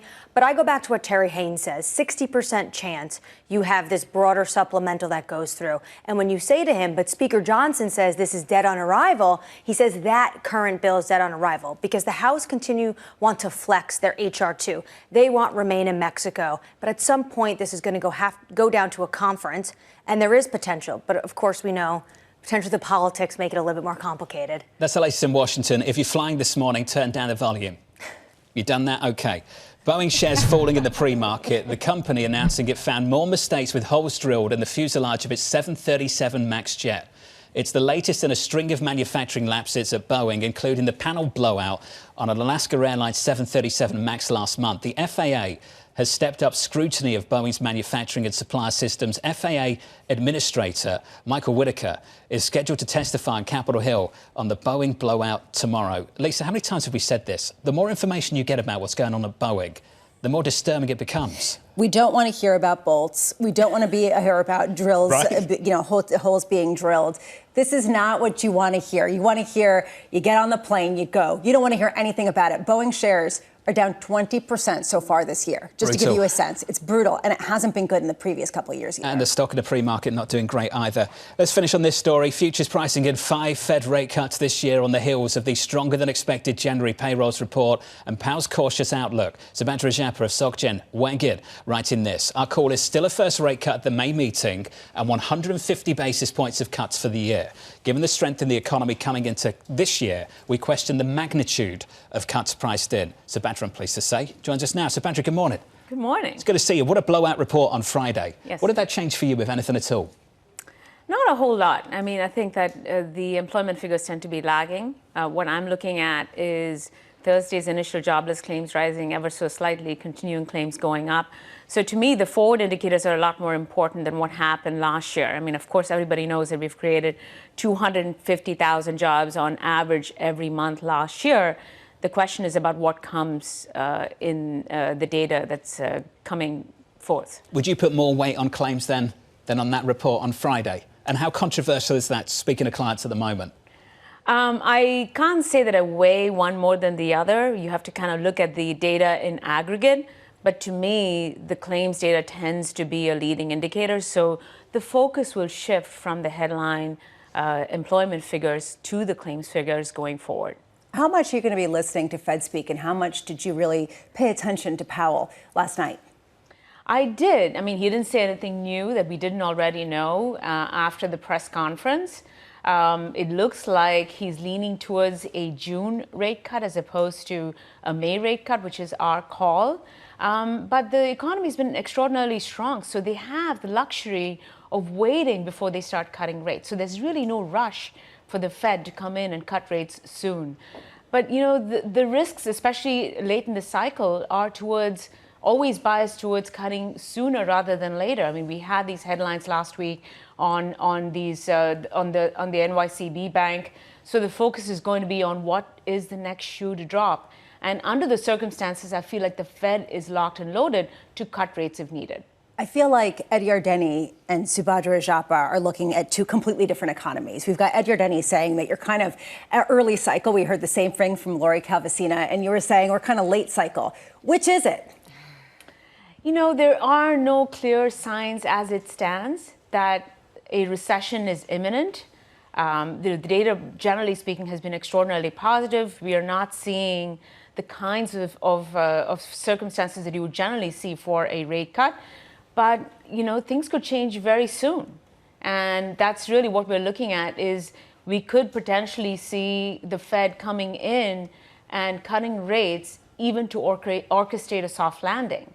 So, it's not an environment where the Fed won't cut rates. It's a question of magnitude. And perhaps the market is overpricing the number of cuts for this year. So maybe they don't deliver 150 basis points of cuts. A 90s-style environment where they cut a few times, but not really a full-fledged rate cut cycle is an underpriced risk. There is also a question about the longer-term inflation outlook and whether this is a Federal Reserve more accepting of higher inflation for longer. How much are you starting to bake that into your expectations for yields of the longer term? So the yields for the longer term, at least in my view, are not so much at this point led by our views on inflation, but led mostly by the supply-demand outlook. And that's really where I think it gets a little bit interesting because once we get past the middle of the year, the debt and deficits picture is still here to stay. If the Fed does cut rates, I think that there's a potential for the yield curve to steepen and for 10-year yields to actually start experiencing a little bit of pressure and term premium starting to build up because, as you guys were talking about, there's more issuance to come down the pike. There's not really much willingness on either party to reduce the amount of work on deficits or deficit reduction or spending cuts. So in that sort of circumstance, I see that the supply is going to continue to weigh on the long end of the Treasury yield curve. Sally, I'm curious from your perspective how you're factoring that into some of your calls longer term. If inflation or even if term premia are higher, how that changes the balance and what diversification means. Yeah. We believe in diversification regardless of, if there's inflation, we tend to be more in the equities. The equities can tend to do well when you've got inflation, which, when we're looking out to investing for our clients 10 years, 20 years, 30 years, getting them to the, where they need to be on retirement, where, we feel good about it. So at this point, are you sort of mapping out longer term that it's going to be inflation or that it's going to be, as Subhadra was saying, risk premia as a result of what we see with the deficit? We tend to go more to the risk premia side as opposed to the inflation side. And in fact, inflation is not down to the 2% yet, but it's on its way, and I think there can be a call that, we can look back at this from next year and say, yeah, inflation actually was a little transitory, wasn't it, as it turned out. And I don't know how you feel. I feel like the Fed has been doing a pretty terrific job navigating through this. Yeah, this has been an extraordinary year or two, and I think that the Fed's done an exceptional job. And now it's time to pull back on accommodation, and I think that they're ready to do that as well. Yeah. Subhadra, what do you make of what happened with the banks last week? Should that be on our radar, or can we discount that? Can we ignore that based on how it was dealt with last year? Yeah, I think we should not pay nearly as much attention, but I'm always looking for the next shoe to drop this late in the cycle, right? So it is one of the many metrics that we look at. Commercial real estate has been coming under a lot of pressure, and the sooner the Fed moves rates lower, I think it's better for bank portfolios, broadly speaking, because of unrealized losses. Yeah. So what I would say, I think the Fed has done a terrific job with interest rates. Where they did drop the ball for a period of time was around bank regulation, bank supervision with SVB. And it now feels like it's in the background, and that was scary for a second. But they've admitted dropping the ball, and I think now I think we can take some comfort that they should be and are all over the banks with regards to this. But, things you don't love are the words bank and bear market. Yeah. In the same sentence. And we're going to be fine when rates are higher. It's not when rates are high, it's the getting from, low rates to high rates that really have killed them. Well said. Sally, it's good to see you. Thanks for being with us. Sally Krawcheck there of Analysts, together with the brilliant Subhadra Japa of SocGen. I didn't get brilliant? You can have a brilliant as well. Do you want a brilliant? By the way, sort of smart. Let's Everyone rewind. who does this and he gives one guest a brilliant. Mohammed Al-Arian got jealous about that, didn't he? Mohammed so you're in good sore company. about that too. We'll do it again. The brilliant Sally Krawcheck, the brilliant Subhadra Japa. Better? Good. All right, let's get you an update on stories elsewhere this morning. Here's your Bloomberg Brief with Yahara Hackers. Hey, Yahara. Hi, John. Shares of Estee Lauder surging this morning after the company announced plans to lay off as much as 5% of its workforce. Sales and profits at the company have declined in the past year due to plummeting sales at duty-free shops and airports and softening demand out of Asia. The company also cut its adjusted earnings per share outlook for the year ahead. Shares of Caterpillar on the rise after the company reported higher sales in its energy and transportation business last quarter that helped the company post profit that beat estimates. The machinery maker is seen as an economic bellwether. Its better than expected earnings providing further evidence of the resilient U.S. economy. Chipotle is getting ready for its so-called burrito season. The company announced it will hire 19,000 workers over the next month in preparation for an annual surge of burrito consumption. March through May is Chipotle's busiest time of the year, with a nearly 20% increase in burrito sales. That's your Bloomberg Brief. John? Yahara, thank you. Thank you very much. Up next on the program, regional banks in the spotlight. I certainly think there are other smaller regional banks that are also probably under-reserved. So this is probably not the first piece of bad news that we could get, on the regional banking sector. That's coming up next, live from New York City. You're watching Bloomberg TV.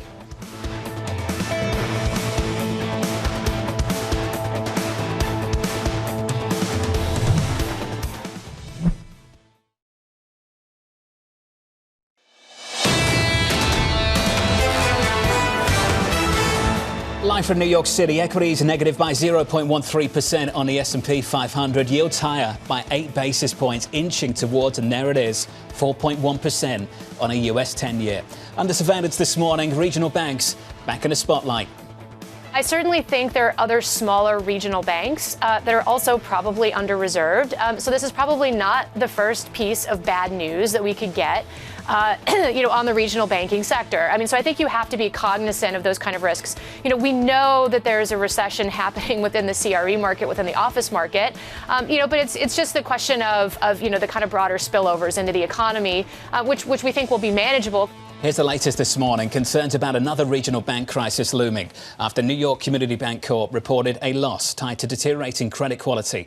Alexander Yoakum, senior equity research analyst at CFRA, writing this. This collapse was relatively unique to NYCB. However, we still expect the regional bank group to feel the fallout of NYCB's tough quarter, and we expect banks to respond with continued reserve builds. Alexander, I'm pleased to say, joins us for more. Alex, good morning to you.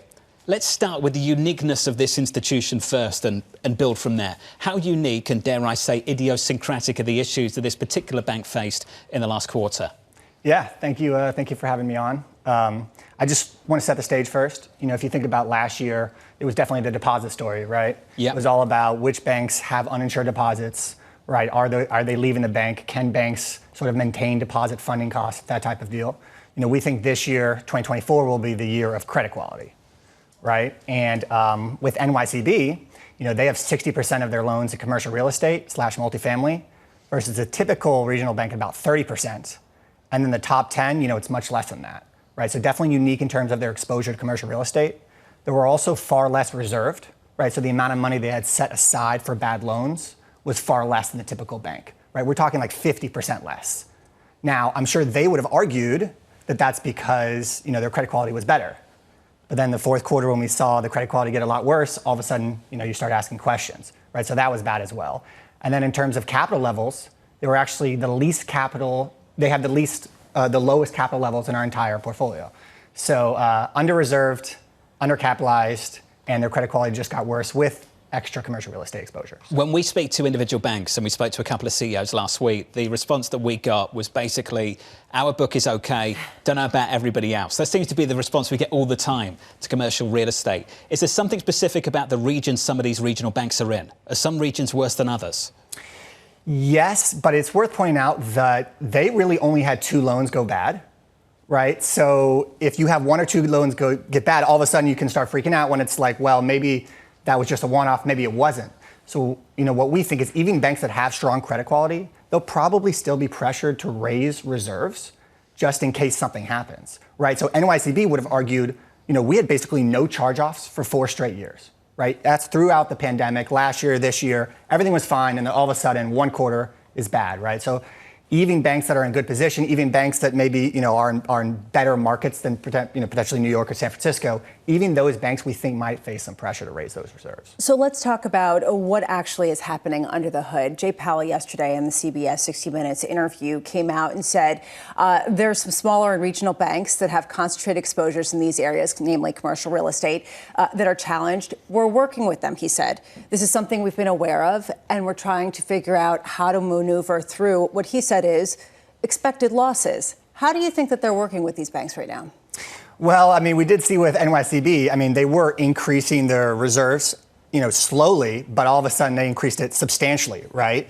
And I mean, even multifamily, right? They basically doubled their reserves in a quarter. I mean, you can say, the credit quality is fine, but if you're doubling the reserves, you're either pressured to do that or, you feel like you could have some potential losses down the road. Can you give us a sense of what number of banks that really could be pressured that you foresee, right? Is this one more? Is this two more? Is this really going to be 50? Or suddenly we're talking about a whole swath getting kind of excised or merged? Yeah, so we analyzed the top 30 banks.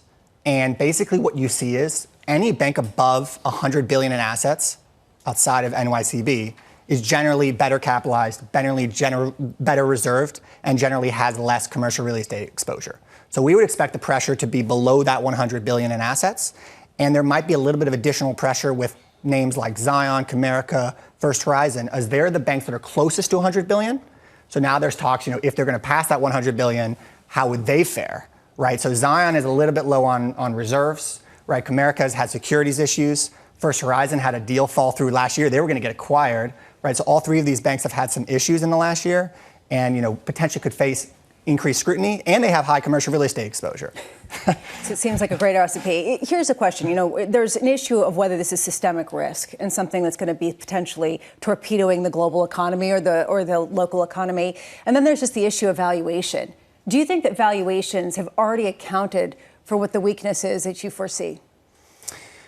Well, they will unless you get those unexpected charge-offs, right? So generally speaking, the valuations, are depressed, and, banks that don't see increased net charge-offs will probably be good buys, right? We think the regional banks are not all the same. There's a big difference between the strong ones and the weak ones, right? So, the banks that do see unexpected losses, there's going to be issues there. But some of the banks that have high commercial real estate exposure, they've reserved. They have high capital levels, right? It's not all of them, right? So there's definitely a dichotomy there, and there's differences. Elisa touched on this a little bit. I'll ask this question on behalf of the economists listening to the program today. Does this hinder the ability of regional banks to finance the economy? Do you see them pulling back on lending, tightening lending standards? Is that happening? Yeah, unfortunately, it is. Banks that are struggling are talking about cutting loan exposure, right? So they're not even going to grow with inflation. They're actually going to have loan balances that fall, right? That includes NYCB. Another name like Key Corp that struggled. We wouldn't be surprised if their loans went negative last year in terms of growth rates. So it does hinder them, and especially if you're asked to increase capital, right? It's a difficult time to be kind of increasing those loans. Is this where these issues can become somewhat self-fulfilling? Because that starts to hurt the economy starts to roll over, that starts to hurt valuations, and then the loans don't get repaid in quite the same way. People can't acquire new property, you don't get that demand, then you start to get prices hit again. Does this become self-fulfilling? Are we starting that process? Yeah, it can be. I mean, definitely with banks, there's more self-fulfilling prophecy, right? With a different type of company, if the price falls, that's usually like a good buying opportunity, right? As long as the fundamentals hold up. But with banks, it's all about the trust, and, people are just less likely to want to deal with these banks. I mean, they've talked about, potentially, being, more cautious. And yeah, I would agree. I made that sound really gloomy, and I didn't mean to. Alexander, thank you. Alexander Yoakum, CFRA. I was thinking that. Starting to sound like Bramo. Sorry. Lisa, go. I was kind of getting excited. You're talking about this sort of doom loop. After all these people talking about the roaring 20s. This was the worry of last spring, though, right? I know, which is sort of shocking that people aren't worried about it, because now they think either it's baked in or accounted for, and some of the other credit creation will overcome it. I think that's an open question. I mean, really, if you think about this financing the bulk of small businesses, maybe that explains why the Russell 2000 is lagging behind so much. And I go back what Barry Sternlicht said, 1.2 trillion of these assets are tied up somewhere that they're going to come home to roost. And everyone says it's not our problem, it's theirs. You hear that on repeat, don't you? Yeah, and so the question is, who is it? And I keep going back. Jay Powell really addressed this, and he really acknowledged the fact there are going to be losses. This is yesterday, and saying they're working with them. How are they working with them? Are they overseeing them? Are you just saying, How do you just adjust some of the regulation to hide some of the problems long enough to work through them? Well, was last year a failure of regulation or oversight? I think a lot of people would say it was oversight and not regulation, right? That's what a lot of people will say. Which is why in Washington, D.C., you see a lot of people pushing back on these regulations, and the bank CEOs are coming in and saying we expect them to be watered down. It's kind of an odd situation, isn't it? You're going to get the small banks, the regional banks pulling back on lending, tightening lending standards at a time we're talking about an economy that's not going into recession and the Fed has to stay on hold for longer. This is why some people say, Andrew Hollenhorst of Citi asking a question after the payrolls report came out on Friday, soft landing, what soft landing? The more this stuff becomes delayed, ultimately, the harder it becomes to land that plane softly. This economy with no recession in the next year. If you don't have recession, can you get ongoing disinflation? Right. And that is still the underlying question. And I will just say this, even with regional banks having those issues, shadow bankers can come to the equation, right? I mean, thinking about commercial, some of the auto loans and others that have migrated. I mean, it's not like it's going to be a complete removal of credit altogether. Plenty of questions for the next hour on Bloomberg TV. Coming up, Bank of America, Savita Subramaniam, Henrietta Trays of Vader Partners, Manulife's Francis Donald, and Nadia Martin-Wigan of Svelland Capital. All of that and a whole lot more in your equity market right now. Pulling back just a touch. We're down 0.1% on the S&P 500. Yields a whole lot higher by 8 basis points on the 10-year, 4.1%. From New York City this morning, good morning.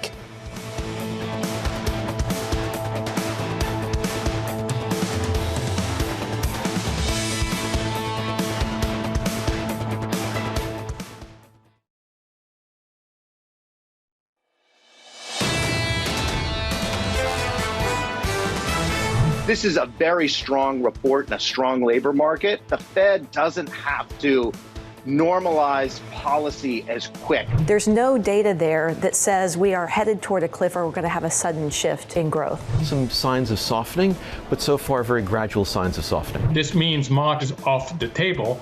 It also means that you are more likely to get the 3 cuts that the Fed has signaled. Whether it's March or May or June, I think it's in that time frame that we expect the first cut. This is Bloomberg Surveillance with Jonathan Ferro, Lisa Abramowicz, and Annmarie Hordern.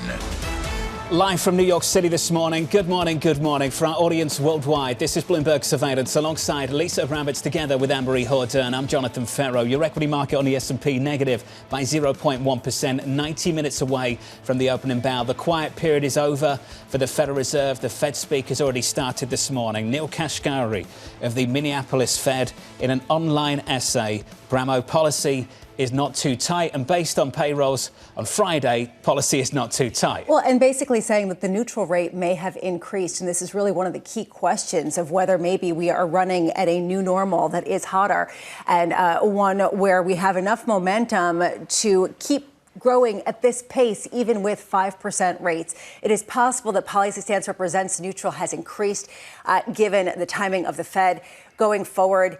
It still is going to be a matter of assessing the data to get the right mix of when to cut rates. Are we sufficiently restrictive? At the moment, the Federal Reserve seems to have this risk-friendly stance, which is if the economy is doing well, we don't have to hike more. But if it starts to underperform, we can cut.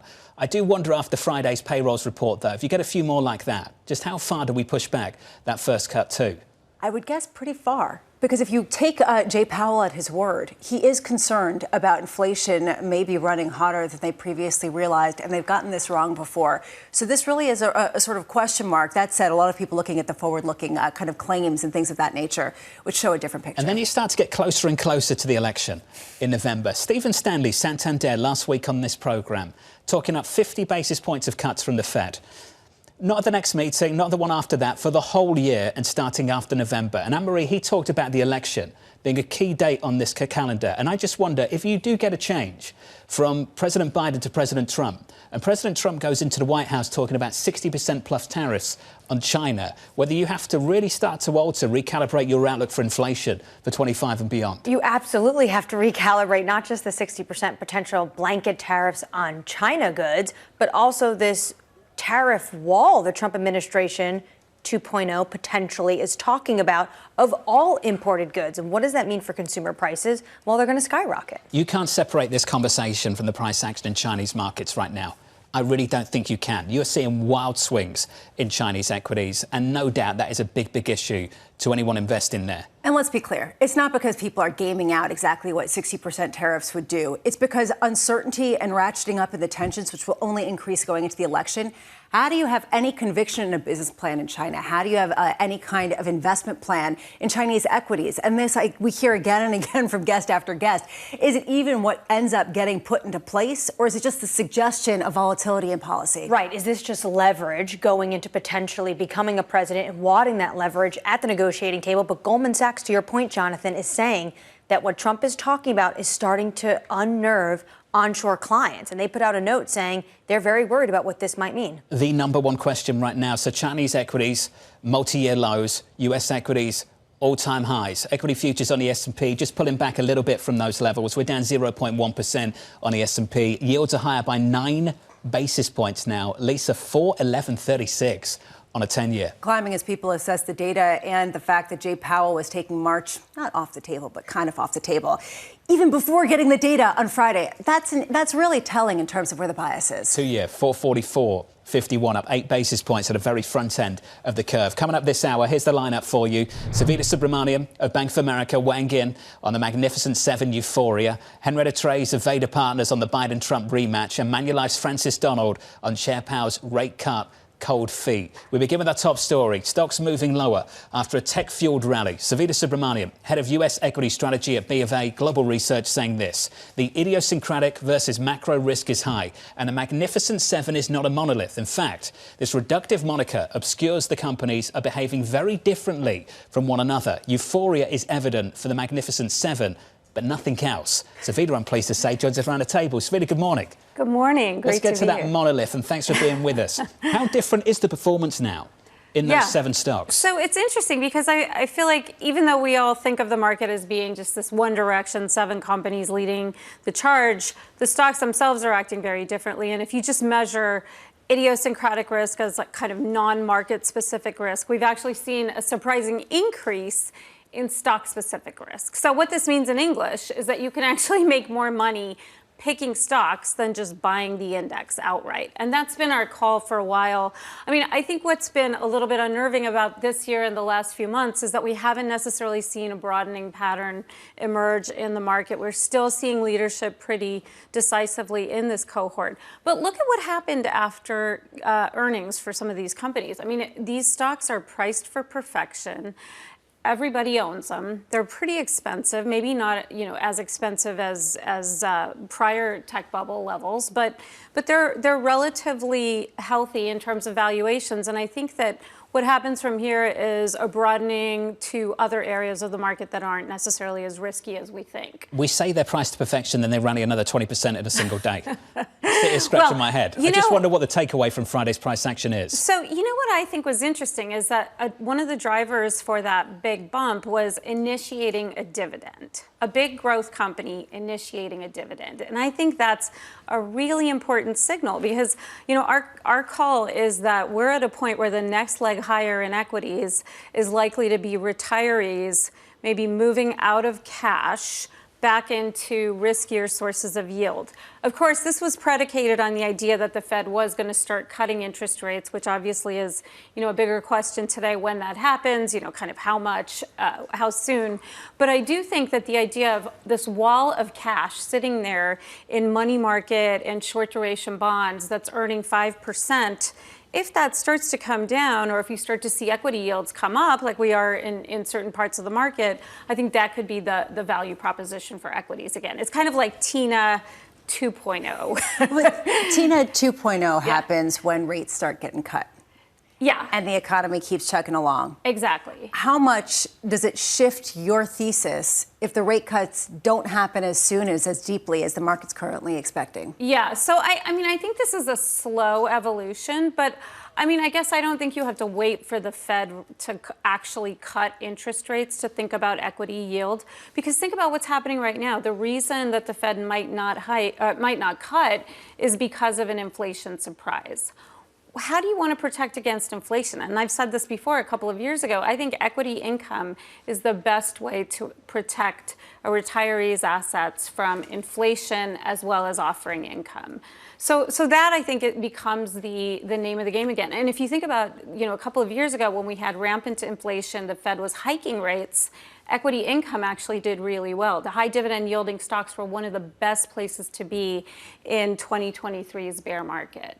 So why is it not working yet? Or 2022's bear market. It's fine. No, but I'm just wondering why isn't it working? Because I'm thinking, I'm looking at the Magnificent 7 or Magnificent 8, whatever you want to call it. And you're right. It is diversification now away from the Magnificent 7 to the Magnificent 2 in Meta and NVIDIA, basically, this year. I mean, how much do you start to question the thesis if it's not being borne out now? Well, I mean, I think that the reaction to, typically if you think about a big growth company initiating a dividend, a tech company initiating a dividend, that would be anathema. But I think investors want that. They want to see companies have capital discipline. They want to see companies returning cash. They want to see these big growth behemoths actually give us back a little bit of money. Financials. You were overweight financials. You still overweight the banks. I'm still overweight the banks, yes. What is it you like about that sector? I think that there's still this underappreciated aspect with large cap banks that has yet to be recognized by the market. And that's the idea that when you look at the underlying earnings trends of large regulated companies, they're actually relatively healthy. These are well-capitalized companies. Dividend preservation is not necessarily at risk like it is for some of the regionals.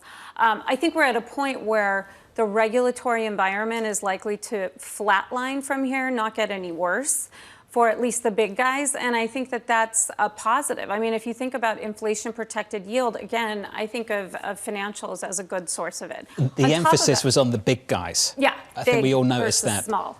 What's going on with the smaller guys? So I think it's too soon, especially if we're not in an all clear, Fed's going to cut rates a bunch of times this year. I think that you want to stick with larger, well-capitalized financial companies. And that's been our call.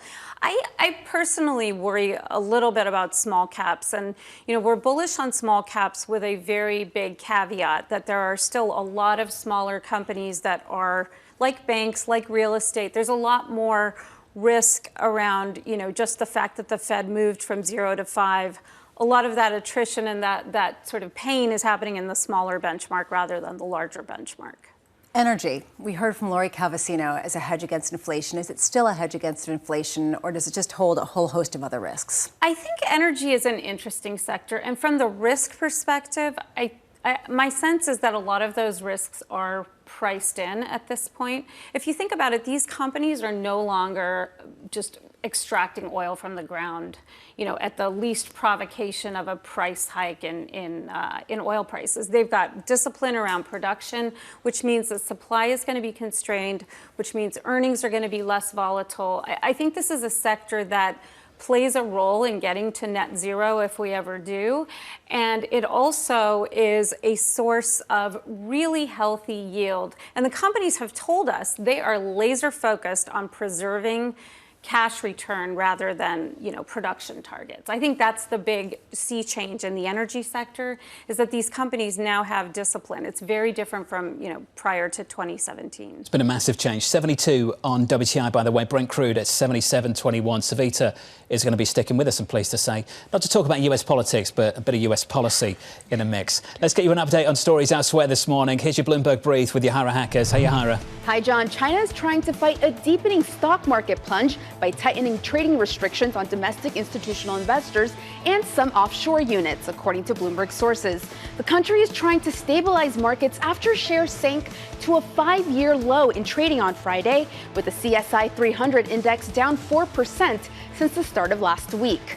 And Boeing lower in pre-market trading after the aircraft maker revealed it found more issues with holes drilled in the fuselage of its 737 MAX jets. The latest problem originated with a supplier. It will require repairs on about 50 undelivered jets and may delay plane deliveries in the near term. The defect follows a string of manufacturing issues at Boeing, prompting the FAA to step up scrutiny of the company. McDonald's fourth quarter sales missed investor estimates as growth slowed, hurt in part by the war in the Middle East. Same-store sales rose 3.4% in the period, marking the slowest rate since 2020. McDonald's became a target for boycotts after the war between Israel and Hamas broke out over its perceived stance on the conflict, as well as its status as one of the most recognized American brands. That's your Bloomberg Brief. John? Yahara, thank you. Market cap as of Friday, $215 billion US. So we added almost the McDonald's to Meta on Friday, which is just, the more I think about it, the more nuts it is. It's absolutely nuts that a $50 billion set aside for additional dividend added $200 billion in one day to the market capitalization of the company. And that dividend too, as Savita pointed out, important stuff. Equity futures more broadly down about 0.1% on the S&P this morning. Up next, President Biden hitting the campaign trail. This is not just a campaign. This is more of a mission. We cannot lose this campaign for the good of the country. And I mean that from the bottom of my heart. That's coming up next on the program, live from New York. This is Bloomberg.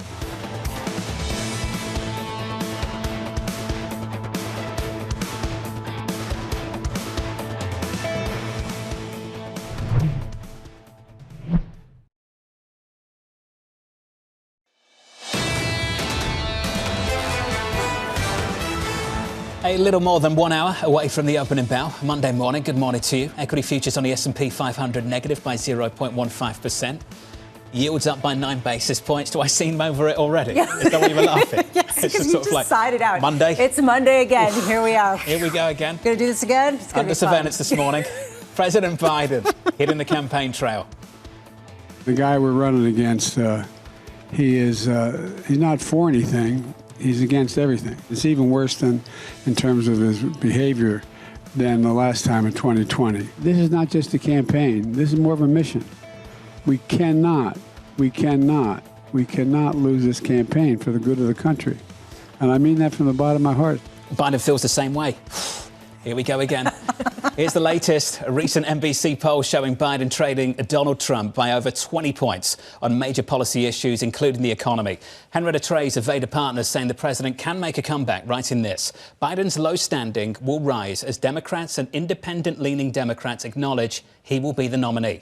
Voter sentiment on the state of the economy will begin to improve, which may provide a double benefit for Biden as the incumbent president. Henrietta, I'm pleased to say, joins us now for more. Henrietta, let's get into your base case first. And as always, fantastic to catch up with you. You've got Biden winning the White House, and I believe you've got the GOP winning the Senate. So the first thing we were going to last week is the swing state polling we did at Bloomberg here with Morning Consult. And the president's behind Trump in all 7 key swing states. Can you go through with a little bit more detail what turns that around as we go deeper into 24?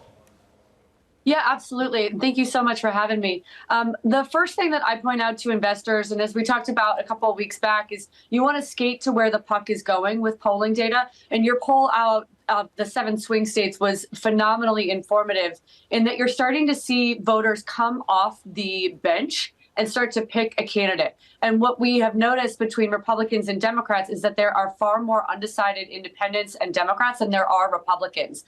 In some of the polls, there's 8% of the Republican Party that's undecided versus 19. And as far back as December, 30% of Democrats who were still unclear about which candidate they were going to pick. Now, in America, we don't change our opinions that often. We just don't come home to our party nominee, particularly this year, until we have to. And so that's why we say, the polling data has an R squared of 0 right now, because it's not predictive before Super Tuesday. On Super Tuesday, it starts to get about a third more predictive.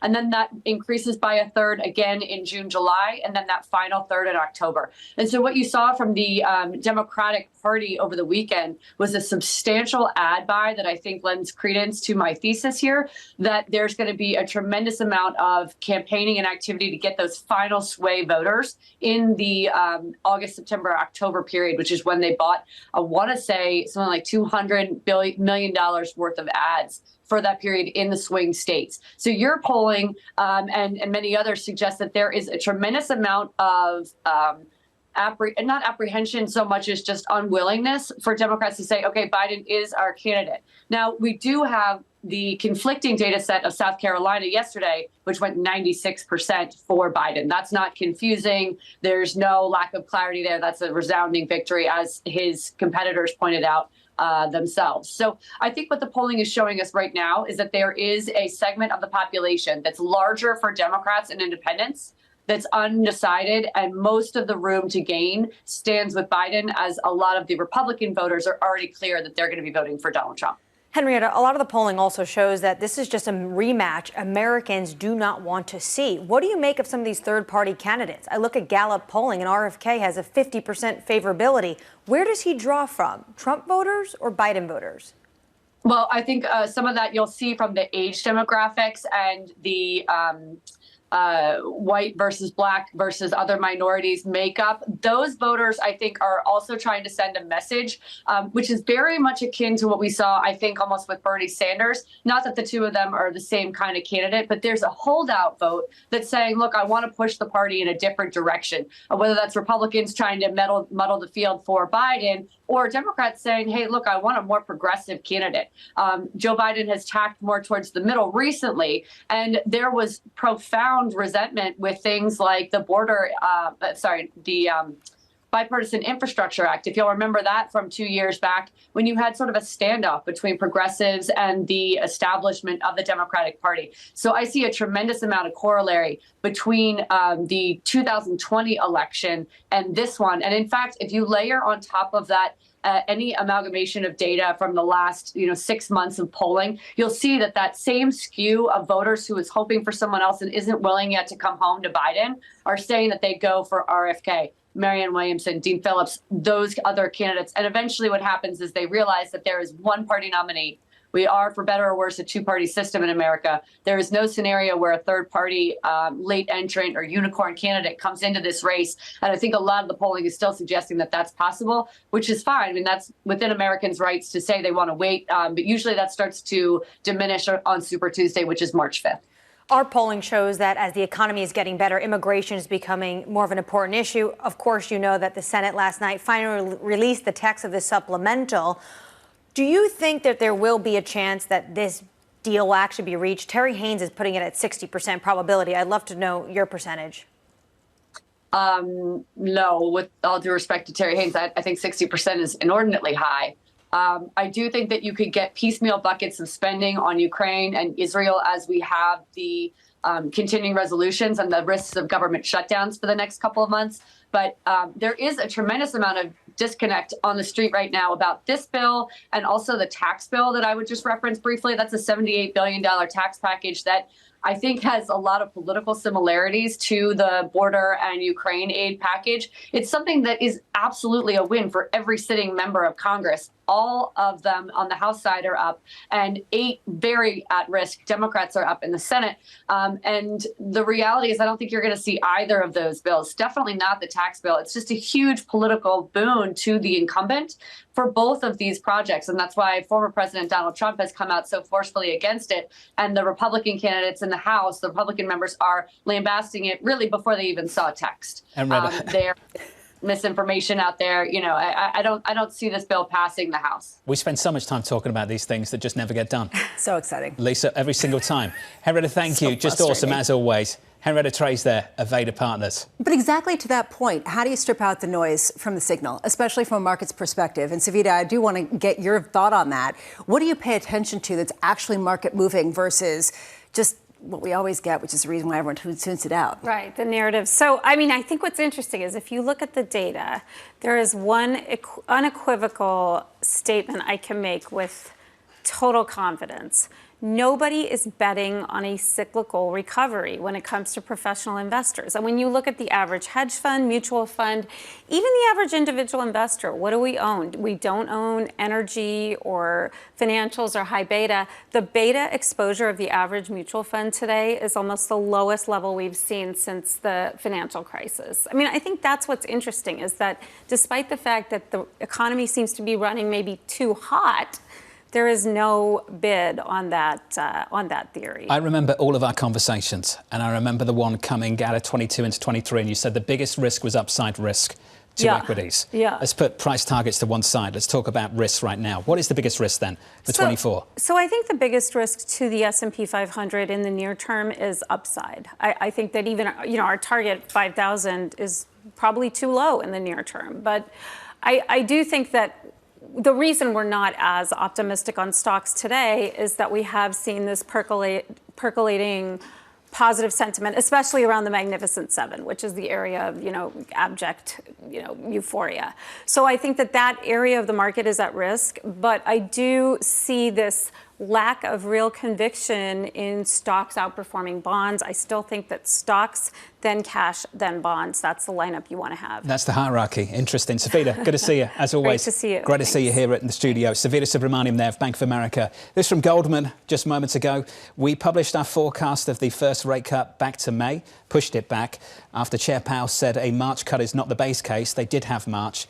This is what they've got now, Lisa. We see a risk that it could come later after these 60 minutes interview. The fact, again, that Jay Powell was not talking about March and said it wasn't likely before seeing the jobs report, and that, it wasn't just an accidental slip in response to a reporter. This was a deliberate, thought-through point of view.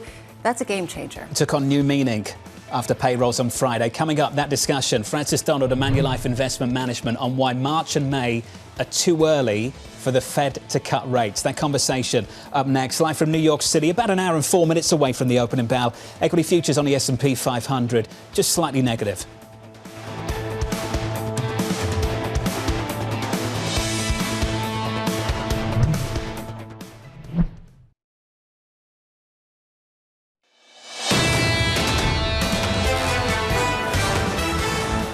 60 minutes away from the opening bell. Equities pulling back just a little bit on the S&P 500, down 0.25% after 4 weeks of gains on the S&P. Amazing to think about the weekly gain that we did get, even with the biggest one-day drop going back to September on Wednesday. Lisa, equities doing okay. And really, it comes from the earnings. We have to just keep emphasizing that the earnings of Meta, the earnings of Amazon really highlighted how the big tech names have really driven this through the cash that they generate, not just through hype. Quite a sell-off in the Treasury market if you switch on the board and turn to Treasuries, 2-year, 10-year, 30-year.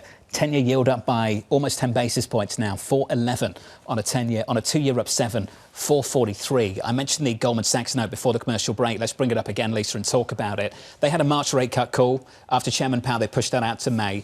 And after the 60 Minutes interview, they're basically saying the risk now, and not the base case, but the risk is now it gets pushed out even further. You breathed some life into this conversation a little bit earlier. The importance of that. For me, it just sounded like what he said on Wednesday. Why was it so important to you and to others too? There was speculation that he was just throwing out March there in sort of an off-the-cuff way in response to a reporter saying, it seems like it's not our base case for it to be March. It was almost like just bubbled out. It wasn't a statement. It felt very much that way. The fact that he laid out the case and why he is not interested in cutting rates in March in this 60 Minutes interview that was taped before we got the Friday data, to me, it was a game changer because it highlighted that their bias is toward waiting to making sure they have the accurate data. Yeah, I thought the timing was so interesting. He doubled down on not cutting in March before the U.S. jobs data. What would have he had said if this was taped Saturday morning? That's why the Fed speak a little bit later this morning. It's going to be interesting. I believe that Mike McKee is catching up with Mr. Goolsbee of Chicago, so look out for that conversation later on this morning.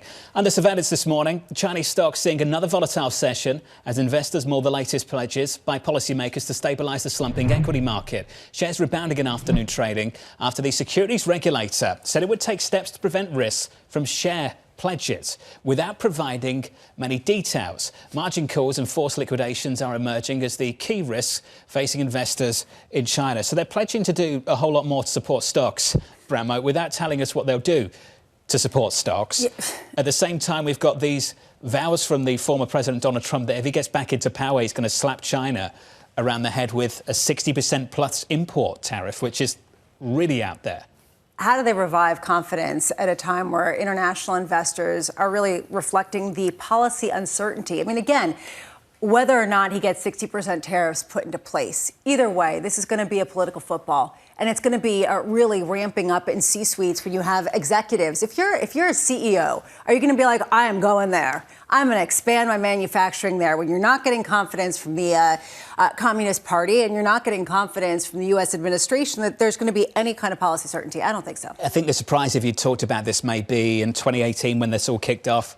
How would a Democratic president handle this differently? I remember everyone banging the table saying this isn't the right thing for a president to do. It's not the right thing to do. Here we are with the same tariffs today, President Biden has not removed them. He's stuck with them. There was some talk at one point, Annmarie, that maybe he would take back those tariffs. He hasn't done that at all. There was talk when inflation was running very hot and you had the administration trying to pull every single lever. Remember, every time Biden came out, he said, we're going to look at every tool in the toolbox. But at the end of the day, at least the way I read it, it felt like Treasury Secretary Janet Yellen lost that argument and National Security Advisor Jake Sullivan won that argument because it became more of a national security concern, maybe even a political concern, and less of a Treasury concern in terms of what this has mean for inflation. I'm taking us into the realm of speculation here. As you get deeper into election season and President Trump, former President Trump, starts beating the drum on this a little bit harder, where does President Biden go?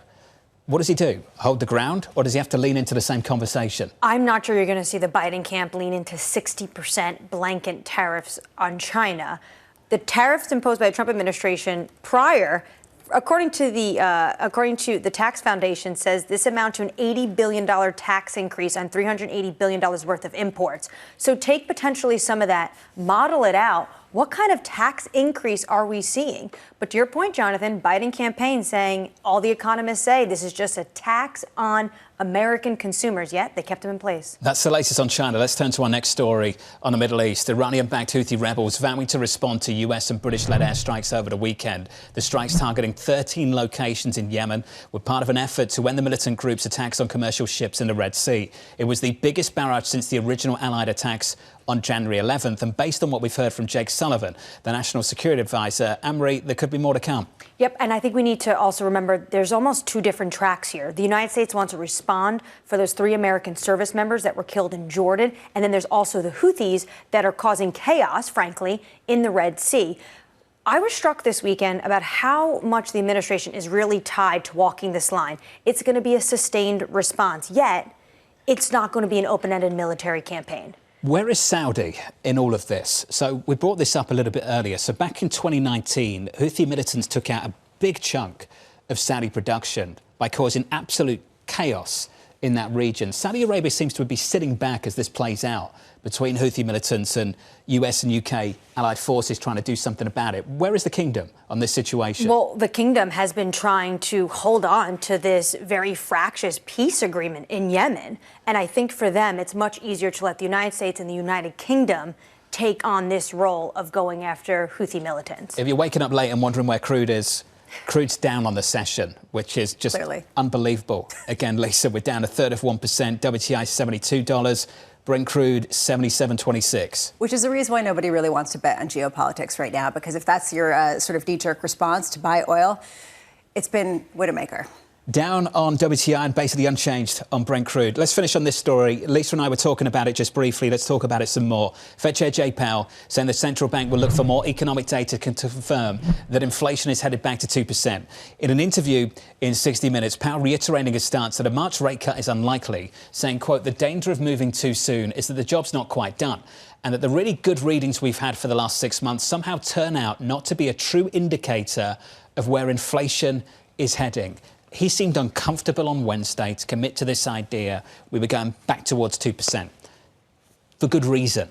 And then you get Friday's payrolls report with that wage growth in the mix, and I think you just double down on those comments again, don't you? People were saying that his bias is to cut rates sooner, and that he was trying to jawbone the market into thinking that they have a hawkish kind of tone when they're actually incredibly dovish. There was that sort of suspicion underpinning some of his comments that he was trying to soothe the market. This, I think, took that away. This basically said, no, he actually meant it. You have to count on that. And then this morning, Kashkari talking about a higher neutral rate and, really leaning into that only edifies this idea. Neil Kashkari is not willing to cut interest rates anytime soon. Have you noticed that Chairman Powell keeps saying nearly all members think we'll be cutting interest rates this year? There's someone on that committee that he seems to think is not part of that club. You think it's Neil Kashkari? No, I'm not saying that. I'm just saying Let's move into the realm of speculation. Nearly all. Yeah. That would be one of the candidates, would you imagine? I think probably. Based on what we've heard? Probably, Mickey Bowman, another one, Governor Bowman? Yeah, I think also Neil Kashkari likes to be a contrarian, which I kind of appreciate. He likes to be the one that leans We don't want the group thing on the FOMC, exactly. do we? We're on the same page. He's the person who always leans the other way. Francis Donald of Manulife Investment Management doesn't think the Fed's going to cut rates in March or May. This is her quote. Pick your poison. Either the data accelerates and we lose the embedded rate cuts in the market, or the data worsen, and we have to reevaluate the embedded soft landing narrative in markets. You don't get to have your cake and eat it too. Francis joins us now for more. Francis, we have got a lot to catch up on. Let's get straight to it. Chairman Powell, 60 Minutes, Chairman Powell in the presser, throw in payrolls. What's the base case now? We've been June. We've been June for a while, and that may surprise some because we do have a recession in our outlook, and we think they're going to have to cut a lot more than what is currently priced. But the data is just not going to turn in a meaningful way before the June meeting. That's, we think, the earliest they can go. So the balance of risks for us is later but faster. And depending on what kind of investor you are, there might be a trade there in the near term. You can get a little bit more concerned in the near term, or you can play the curve. But it's later and probably more and faster. We have some time to go. Does that mean, Francis, that the soft landing thesis is more likely or less likely? Well, the soft landing thesis is what's currently embedded in markets. So you have to pick the balance of risks. That is the game as an asset manager. Are you going to say the balance of risks is actually for a better economic environment than what's currently priced, or for worse? And the challenge, Lisa, is that if you stick to the data, and I know we've been saying this for too long, the data is not pointing up. There is some improvement in manufacturing activity, but it is 2 years from the first rate hike to the impact on the economy, and we are just now on that precipice. So when you lose conviction right on the precipice of when you would see the market reaction or the economic reaction, I get a little bit worried about that. And I think this is where some of the Fed's willingness to wait is going to come from. If interest rates do impact your economy, and maybe they don't, maybe the interest rate sensitivity in the U.S. economy is far less, it will be in the next 3 to 6 months. And if the relationship is broken, we got to throw out our textbooks in their entirety. Leading indicators don't work at all anymore. We will know in the next 3 to 6 months. It is much harder to reverse a rate cut than it is to go faster. Remember, they don't even have to cut on a schedule. They could cut one night when I'm really busy and my kids have a fever. They could do it anytime they want. We have to be mindful of the balance of risks for them and for the economy. Try just to lift your spirits a little bit on that time when you're dealing with a sick kid. I am just wondering, you said we're going to know in the next 3 to 6 months. What indicators do you expect to turn first? What are you watching to see whether your thesis still holds water? Well, the big challenge last year was that manufacturing data fell into a recession. We've seen one of the worst manufacturing recessions in modern economic history, and we did not see that bleed into services. So one of the big challenges that we're dealing with is actually disaggregating those two sectors, manufacturing and services, and not believing, as we have historically, that one would bleed into the other. So the really key component for the U.S. outlook going into 2024 is do services decline, and that will lead on jobs. And that's why Friday's jobs market number, a really big problem, not just because it was really strong. I hope it was really strong. I hope that's what's happening for the American people. But we know it was heavily distorted by seasonal factors. We know wages were up because hours worked totally were down. We're still going to have to disaggregate that. It was not a clean signal up or down, and that makes visibility really, really difficult in this environment. It is not the time to have high conviction views at all, not for strategists like myself, not for the Fed. You open the door just a little bit. I'm going to ram it open and walk straight through it. Let's talk about it. How believable was that unbelievable data on Friday for you and the team?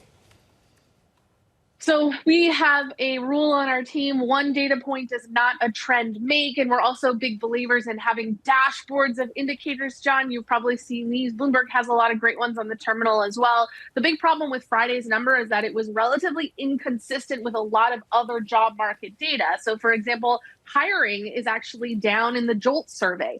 That survey is also distorted. What about the employment cost index, which is a boring index markets don't usually respond to, but we know the Fed cares about deeply? That says wages are actually decelerating in a really healthy manner. So when we put together this mosaic of jobs data, it's not entirely consistent with Friday's report. And yet, 2023, I got burned by talking through all the reasons that a lot of the strong data was distorted. So you have to find some form of balance. I think dismissing a number outright because we know there's seasonality, you don't have to throw the entire thing out. You have to look for the trend within it. Right now, though, the Fed is going to look at that and say, March is out. I don't think they're going to have enough good data or data supportive of cuts until later this year. Francis, the lack of conviction there is something that's been a theme. And honestly, what you just said is something that was reflected in a lot of notes. How much has your conviction level gone down where you start questioning whether the models are accurate? Lori Calvasino is saying her conviction level is at a 60% sort of rate for everything that she says. What about for you? Yeah. Yeah, I think that's accurate. And actually, I would say that your base cases are actually, for our team, carrying more like 30 to 40% probability. And that seems strange. How can you have a less than 50% probability for a base case? And it's because we see such a wide range of potential outcomes and really fat tails in that distribution. So, for example, we have a higher probability of a financial accident than we've had in past years. It's not a very high probability, but it takes away from the base case. In this particular situation, though, where we feel a little bit more confident is that if the U.S. does enter a so-called technical recession, it will probably come out faster because the Fed has pulled off of those additional rate hikes. And even though we're debating, is it March, May, June, or July? For most institutional investors that we deal with, and even for retail investors, that's semantics. What matters is there won't be any more rate hikes, and the direction of rates will be lower. I think a lot of this, is it this month or this month, is going to be a very, very tactical trade for those with tactical dynamic portfolios. The key message is that rate hikes are done. That we have extraordinary conviction in. So if you start with those big themes, yes, we have high conviction in those. Growth is slowing, inflation has peaked, interest rates are going down. High conviction on those, haven't changed. Some of the technical details around it, low conviction. The data is just not doing what it used to do, Lisa, and we have to admit that. Francis, you're one of the best. It's great to hear from you. Francis Donald there of Manulife. Thank you very much. What Francis said there might sound a bit controversial, so let's frame it. I don't think it is that controversial. The data's been in conflict now for quite a while. And I get that when you get a blowout report like the one you get on Friday, it sounds controversial to say it's almost unbelievable. Maybe it is. But what you saw in claims was a little bit different. And what we've seen in other data points over the last few months in the labour market has pointed into different directions as well. Let's take ISM manufacturing too. Take manufacturing, that picked up all of a sudden. Where did that come from? After being in contraction for 2 years or something. I mean, stripping aside some of the other indicators, a lot of people are saying the seasonals get messy. A lot of people are saying that there are a lot of reasons to question whether this is a valid representation of a labour market really heating up. That said, a lot of people having the same questions she did. When you discount something outright, you can kind of get into trouble. That report on Friday, I think, will spook a lot of people who are looking just for things to carry on decelerating on the payrolls market, on the payroll side of things and the headline number. Let's get you an update on stories elsewhere this morning. Let's get you a recap. Here's your Bloomberg brief. Here's your Hira Hackers. Hi, John. Former President Donald Trump said he plans to impose a flat tariff of more than 60% on Chinese goods if elected. The comments signal an increasingly hawkish tone against the top supplier of goods to the U.S. Trump rejected criticism that actions would start a trade war. The U.S. has been China's biggest export market for more than 20 years, including over $500 billion in exports in 2022. McDonald's fourth quarter sales missed investor estimates as growth slowed, hurt in part by the war in the Middle East. Same-store sales rose 3.4% in the period, marking the slowest rate since 2020. Revenue also fell short. McDonald's became a target for boycotts after the war broke out over its perceived stance on the conflict, as well as its status as one of the most recognized American brands. Lionel Messi disappointed Hong Kong fans after he stayed on the bench the entire time during Inter Miami's 4-1 win over a Hong Kong team. Tickets for the match sold out within an hour, with the Argentine World Cup winner the star attraction. But Messi sat out due to a hamstring strain. The Hong Kong government said it was, quote, extremely disappointed with the organizer of the match. That's your Bloomberg brief. John? I was disappointed too. I guess there was a promise that he was going to play, but if he's injured, he's injured. He's injured. He's injured. So, you know, what are you going to do? Tickets are pretty expensive, and you show up to see Messi. I don't know. I want to see Messi play. If you go to the circus and the animals aren't there, you should get a refund, right? Okay, is that really how we're going to describe this? I'm offended. That's what AC Milan fans did back in 2012. Okay, well then have him when they sold Ibrahimovic and Thiago Silva to Paris Saint-Germain, and the season ticket holders demanded a refund. Did they get it? And I believe the fan group said that you shouldn't pay to attend the circus if the animals aren't attending. Something like that. Isn't that kind of offensive? I mean, sure, but I mean, they're paying fans, aren't they? You know, I guess so. If the lions aren't there, you know, you're kind of disappointed, aren't you? I hear you. Basically. You could do a meet and greet after. All right, I'm told to move on, so let's move on. Up next, Red Sea tensions weighing on the energy industry. We are adapting to those circumstances, and we are really focused on keeping our mariners, our people safe, and protecting our assets. That's coming up next on the programme, live from New York. This is Bloomberg.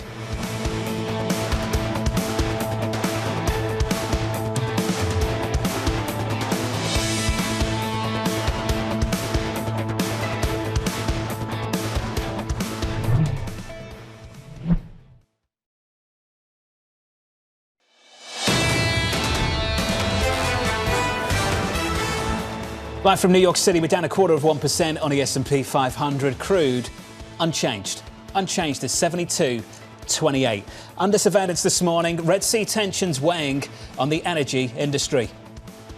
We are adapting to those circumstances, and we are really focused on keeping our mariners, our people safe, and protecting our assets, and doing everything from going around the Cape to swaps. But what we are trying to really focus on is making sure we honor our commitments to our customers through this difficult period.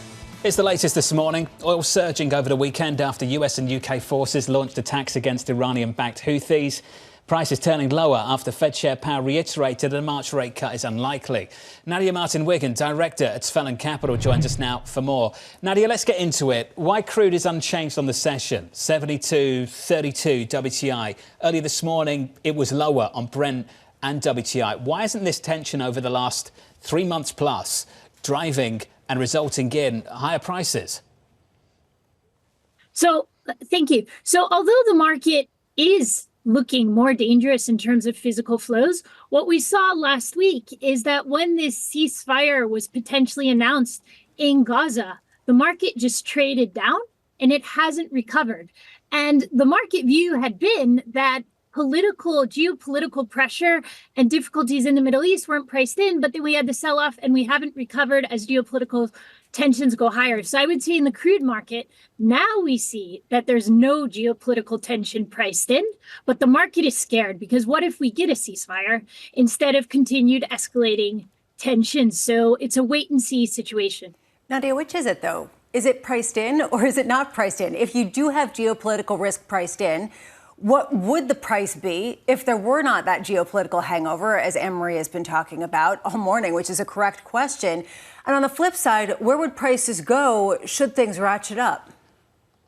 So I would say in the product side, when we look specifically at gas oil, heating oil, those cracks are really strong, right? And I would say that's where we have the geopolitical risk priced in.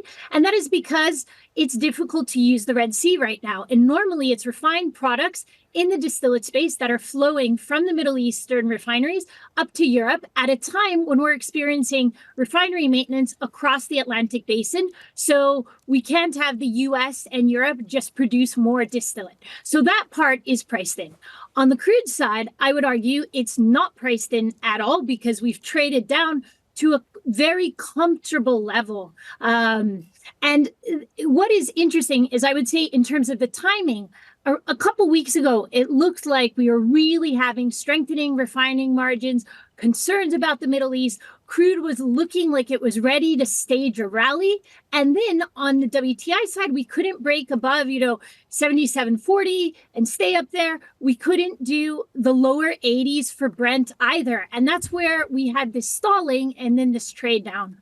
Nadia, I want to ask you about two stories coming out of Saudi Aramco. One, that they're abandoning their plan to go after 13 million barrels a day of capacity, and also that Aramco may be reviving the share sale.